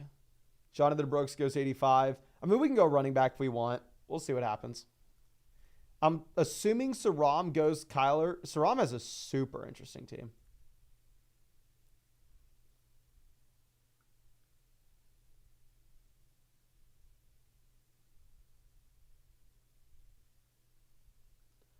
Superstar says, Mason, do you ever land the KC, Pittsburgh, Baltimore, Houston super stack? They all play against each other in week 16, 17. What's funny is if you're looking at like week 16, 17 for those teams as well, it's like the teams that are playing with very, very few rest in between their games, which I know a lot of people are maybe speculating that it's, again, a blah, blah, blah hurt. I don't know, but it's funny. But no, I'm not specifically going out of my way and attacking that quote-unquote super stack. Aldo says, what do you think of drafting an early quarterback and tight end on Yahoo? I like it because I think in Yahoo and ESPN, you're going to be able to find wide receiver values in the middle rounds. So I'm completely fine with you going out there doing that.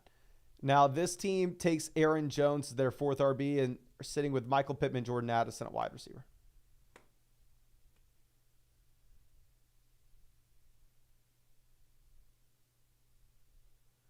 Jordan Love goes 89. We are going to take Joe Burrow. Hallelujah.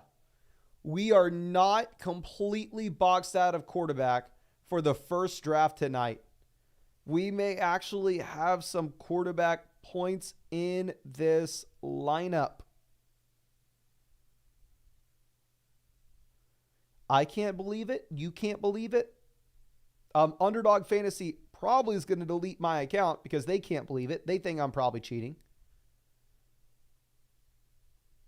But I don't know. I mean, we just figured it out. We have a wide receiver core with Jefferson, Metcalf, Higgins, Godwin. Running back, we have Jonathan Taylor, James Cook. Tight end, we have Evan Ingram. And we have Joe Burrow stacked up with Higgins at quarterback. Yeah, finally a good team. Doing one more draft saved us. Now, what's great about this is anybody who watches this afterwards is only going to see the first two drafts that we did. And by the time they watch those, they go, yeah, this guy has no idea what he's doing. Let's leave. But they won't see that every once in a while, a blind squirrel finds a nut. Okay. Fits in a box says, why do you pick quarterbacks so late? Typically, I'm going with the elite level quarterbacks. It's just been the drafts that we've done tonight have been very different. Like if I look at my most drafted QBs, my most drafted quarterback's Lamar.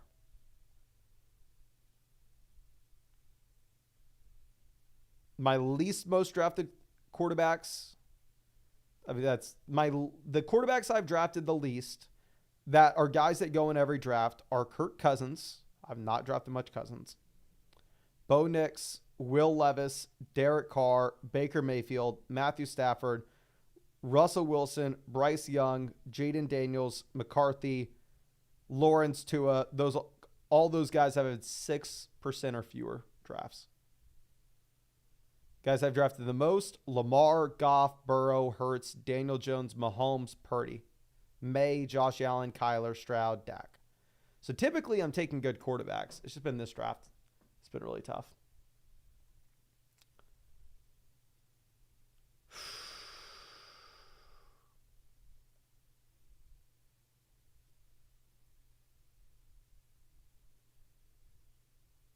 We can take Dak, Target, Cooks on the way back around. Let's do it. Let's do it, baby. We're going to go Dak Prescott here at 7. We're going to make the Jake Ferguson team mad at us. We're going to get either Brandon Cooks or Jalen Tolbert in this draft.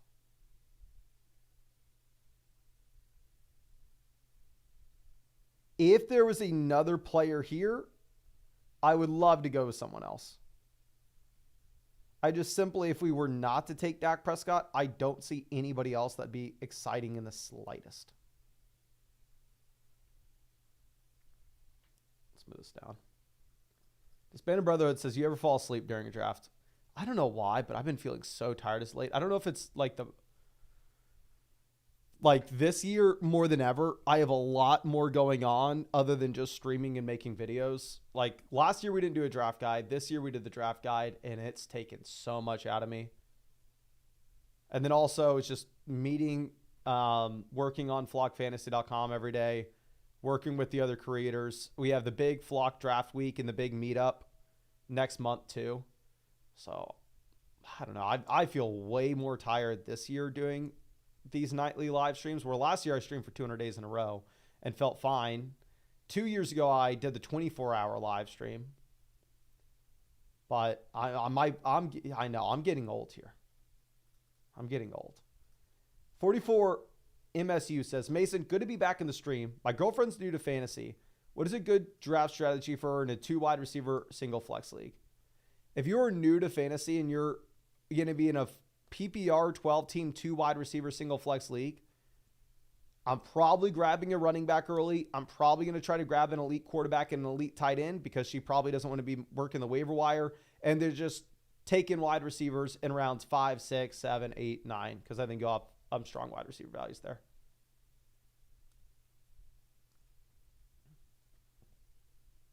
Okay. Yeah, but I mean, I did the 24-hour draft. I did 24 hours straight of underdog drafts.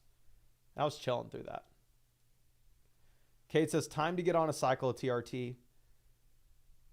If the reason I would never do roids, and I know TRT is not exactly steroids, but I'm 25. I don't need TRT. But the reason I'll never do steroids or anything, other than all the health benefits, and I mean, I don't even take Advil. I don't even take Tylenol. I don't drink. I don't smoke. I'm scared of putting stuff in my body. But main thing with steroids is I'm already going bald. I mean, I know I talk about this every night, but whew. Taking steroids is young people. It is a guaranteed way to lose your hair if you're interested in that. Not saying I know TRT is not steroids. I know TRT is testosterone replacement therapy, but no 25-year-olds hopping on TRT. If you're getting testosterone at 25 years old, it's TRT's for 40, 50-year-olds. Brandon Cooks off 112. You really had to do it to us, my guy. We'll go Jalen Tolbert later on. We'll go Tolbert. We should have just taken Trevor Lawrence, but it is what it is.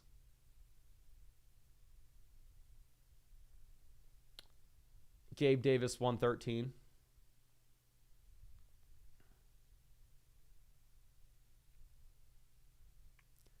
Shakir off.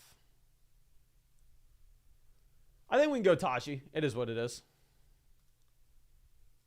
Let's go Spears. I mean, I've been on record saying, like, back when Spears and Pollard were pretty much going back-to-back in drafts, and honestly, still at this price too, I would rather have Tony Pollard at his cost than Taji Spears at his. Like, I think the gap between these guys should be a little bit higher, but it is what it is. Spears should have a receiving role. Russell says, BBM 107. We have Hall, London, Diggs, Allen, Jacobs, Godwin, Ferguson, Stevenson. Hall, London, Diggs, Allen. Surprised London fell that far, dude. I love Jacobs in the 5th where you got him. God, that's a great team. That's a great team, my friend.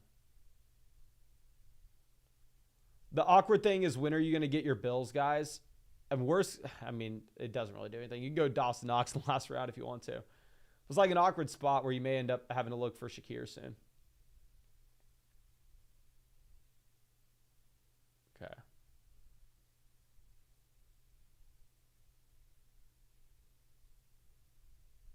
John says, Dr. Hyde pre-workout is basically meth. Okay, this is crazy that you say this, my friend. I've said this before, but I was on the powerlifting team at UT. And one of my buddies put me on Dr. Hyde pre-workout. I was taking pre-workout that had 400 milligrams of caffeine. I would wake up at like 6 in the morning and go to the gym, take the 400 milligrams of caffeine. And then by the time, like, wait one sec.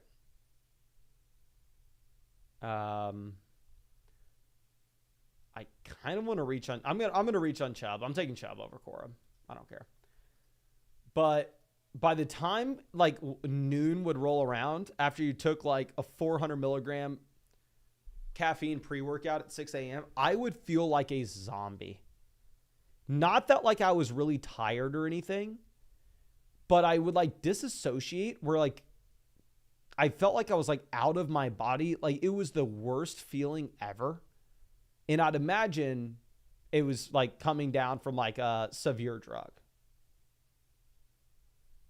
So also, to any of the youngsters watching this, highly recommend not taking pre-workout or energy drinks. And if you do, limiting it to the best of your ability. It's like typically I'm really healthy, but the one thing that has been my vice over the past like 5 years, and out of everything that can be your vice, it's like I don't want to say it's one of the better ones. They're all bad, but I'm a caffeine fiend. Like 2 years ago, I used to, before my workouts, do energy drinks. Like I would do like the C4 cans of energy, and I would sit in the Gold's Gym sauna and I would drink like a C4 energy drink. And that 5 to 10 minutes before my workout of doing that was the best part of my day by an ungodly measure.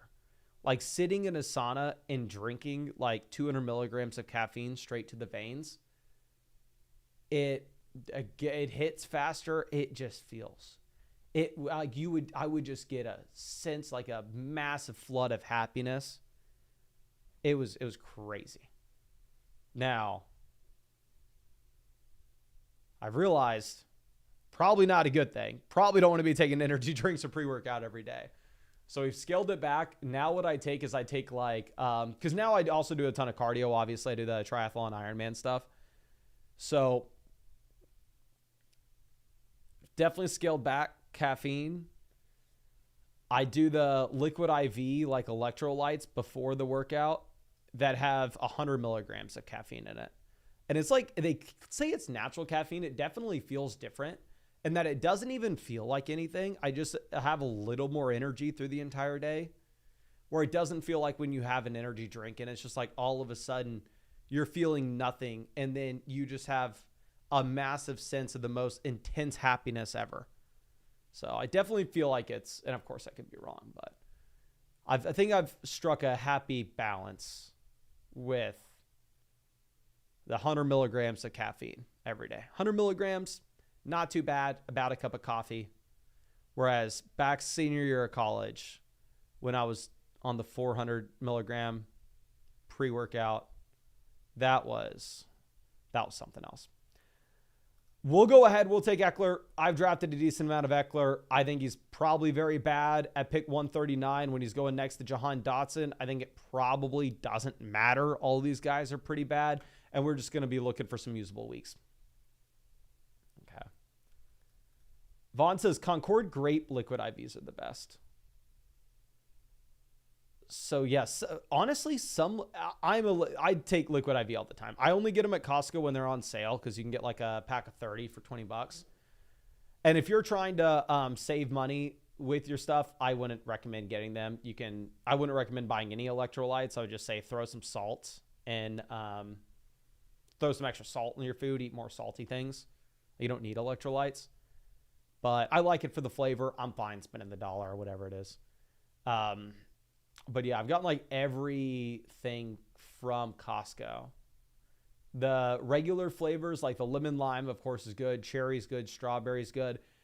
Disgusting flavors that I've had in like my drawer for over a year that I can't drink, that I told my brother to take. Pina colada, gross. Mojito, gross. Do not get those. I got the dreamsicle, like popsicle thing. It was like the red, white, and blue popsicle, bombsicle, something like that. That was pretty gross, not gonna lie. With liquid IV, the simple flavors are typically good. The wacky flavors are typically garbage. Okay, so we are done at quarterback. We are done at running back. Here we're pretty much just tight ends and receiver through the rest of this. We're going to go Hawkinson, because with Evan Ingram, it's our first tight end at pick 78 and Hawkinson at pick 150. I do feel very comfortable taking 3 tight ends with this build. Obviously, we need wide receiver, but the wide receivers currently are Burton, who's falling like a rock, looks like he's the wide receiver 4 in Cincinnati. I don't even know if I take him if he's available in round 14. Quentin Johnston, who's also falling like a rock, and who I've already drafted. I haven't drafted much Burton at all, but I've drafted Johnston, which feels horrible. But it is what it is. Andrew says, body armor light is OP. Add in salt if you're actually working out. Yeah, I've been... I used to like not do any sugary things, but since like I've actually started doing cardio, like I feel like I'm okay doing like the sugary drinks. Like I recently got the powdered Gatorade that I was putting. Oh, this is a funny story. So I got the massive jug. I don't know if you've seen it. It's like a jug of a powder for Gatorade. All it is like sugar, right? It's sugar with a little bit of flavoring. And they put like a massive scooper in there. And I was like, oh, okay, I'm going to start making like Gatorade for my runs. Like I go and run and I'll go run 15 miles. And then I would like bring a little cooler. I throw it in the car. I'll do a lap around the lake, which is 10 miles. I'll chug some water. And I kept on going and I would have like a plan. I was like, I'm going to do 2 loops today. I'm going to run 20 miles. So I bring my Gatorade. I put 2 scoops in the little Gatorade bottle. This is like 2 or 3 weeks ago. And then I would go chug that.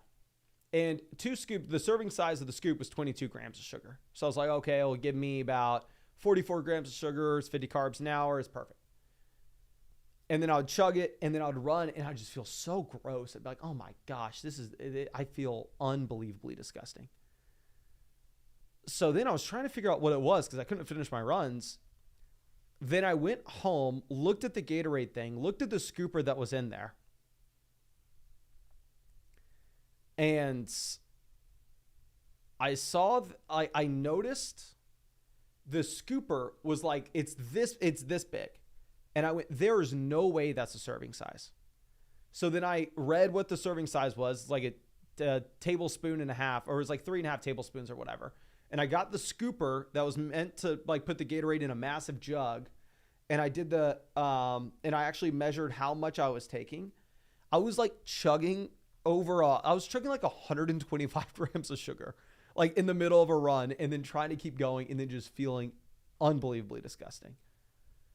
So I had to pivot and do like a little custom scooper. I don't know why they would give you some massive scooper that has nothing to do with because I'm used to like just regular supplements like protein, whatever scooper they throw in there, that's 1 serving size, you know. But yeah, it was not my best moment. I think we're going to go Michael Wilson. Looks like Michael Wilson will be the wide receiver 2 in Arizona. If we're comparing him to Wan'Dale Robinson, I mean, Arizona's not supposed to be a great offense, but it's supposed to be better than what you have in New York. And we've already gone through and we've already talked about at length that you probably don't want to be taking wide receivers in bad offenses. I take Wan'Dale some just because he's so cheap. Doesn't really matter. But all in all, if Michael Wilson's going right next to him and it looks like Michael Wilson is the wide receiver 2 there, I think we should be okay with it. Okay. Now let's move this down.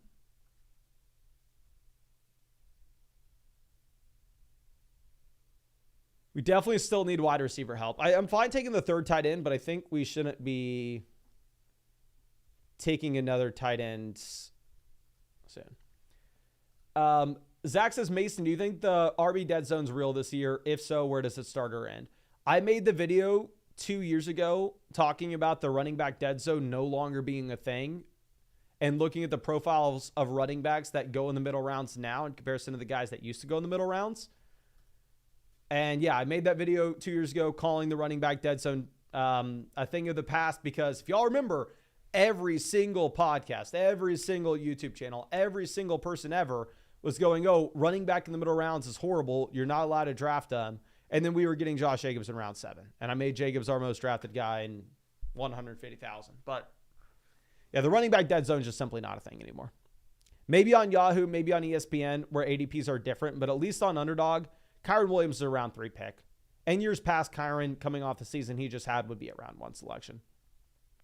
Isaiah Pacheco, Travis Etienne are going at the 4-5 turn.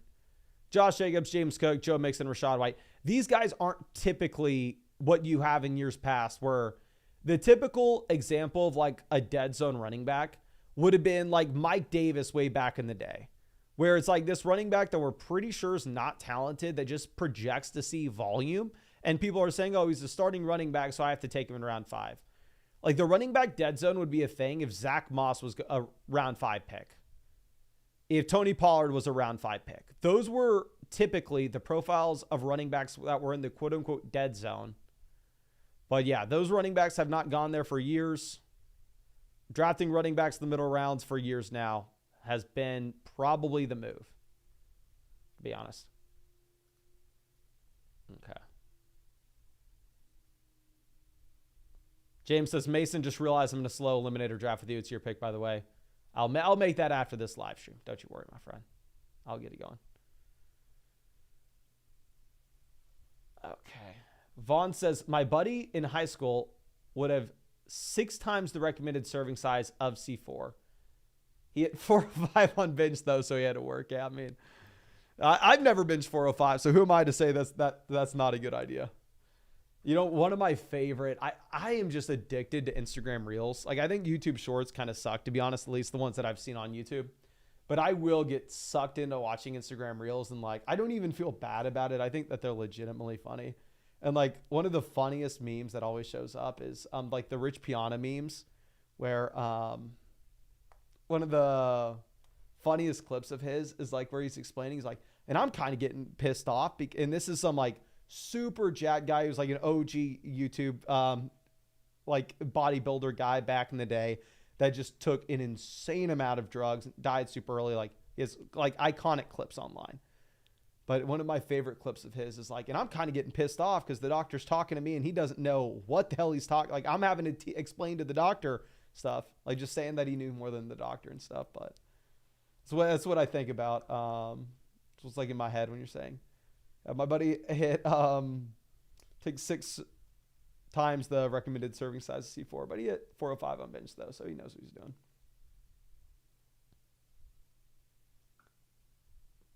Marker Word says, I had to delete Instagram. I got into doom scrolling too much there. Yeah, so I don't follow anybody on Instagram, so the only thing that shows up to me is like force-fed by the algorithm, which obviously most people would go, that's horrible, blah, blah, blah. But I mean, they freaking have me nailed to a T. They know exactly what I think is funny. They show me hilarious things. Guavra says, have the first overall pick, taking CMC. I can keep 2 guys. Hurts for a 2nd, London for a 6th, Kirk for an 8th, Richardson for a 10th, or Zamir Rashid last. It's a 10-team league. I'm not wanting to keep Jalen Hurts in the 2nd. You could draft Jalen Hurts in the 2nd. I feel like that's a waste of a keeper. I'd probably go London in the 6th and Anthony Richardson in the 10th. But yeah, my thing is like, if you were not to keep Jalen Hurts, does he go in round 1 in your draft? Probably not. You can probably just take him in round 2 anyway. So I think you'd probably be just wasting your keeper pick. We are going to go Marvin Mims, 187. John says, I missed the old IG where you just saw your actual followers. Yeah, so I never had social media. Like, I still don't have a Facebook. The only reason I have social media is because of this YouTube thing. So, like, I don't follow anybody on anything. So, like, I don't know what, like, the old social media experiences were. Like, even in high school and, like, college, I didn't have anything. So, I don't know. All I know is, from my experience on, like, the short form videos. By the way, I've already told you, I watch YouTube 24/7. Like, I have YouTube Premium, and I just have a YouTube videos audio going in the background, like, at all times. Which I'm trying to get better about, but it is what it is. But my experience with, like, the short form, like, scrolling stuff is I've tried TikTok. TikTok gets me into the loop where I spend a bunch of time on it, and I feel horrible about the time I spend on it. Like, you know, I feel bad about myself for spending so much time. YouTube Shorts, they show me stuff that I just don't think is funny. That's, like, irrelevant, so I never spend time on it. So I feel like the algorithm's too bad. Instagram, at least over the past year, I feel like has actually shown me stuff where I'll spend time on it and I won't feel bad about it either. Like, I feel like it's actually funny.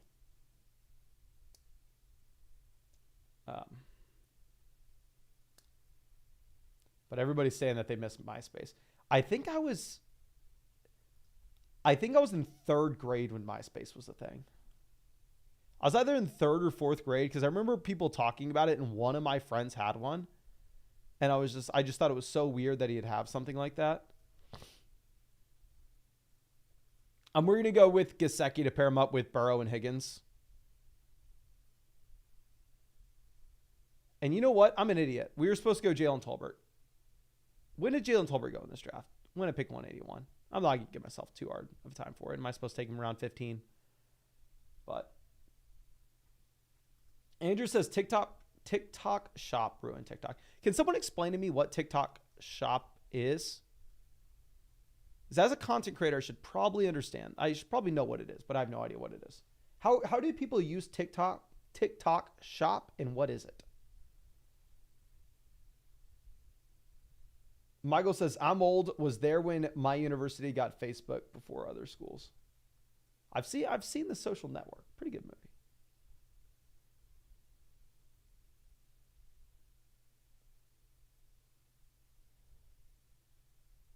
Vaughn says, not going to lie, when they started making Trump rally tees, it was hilarious.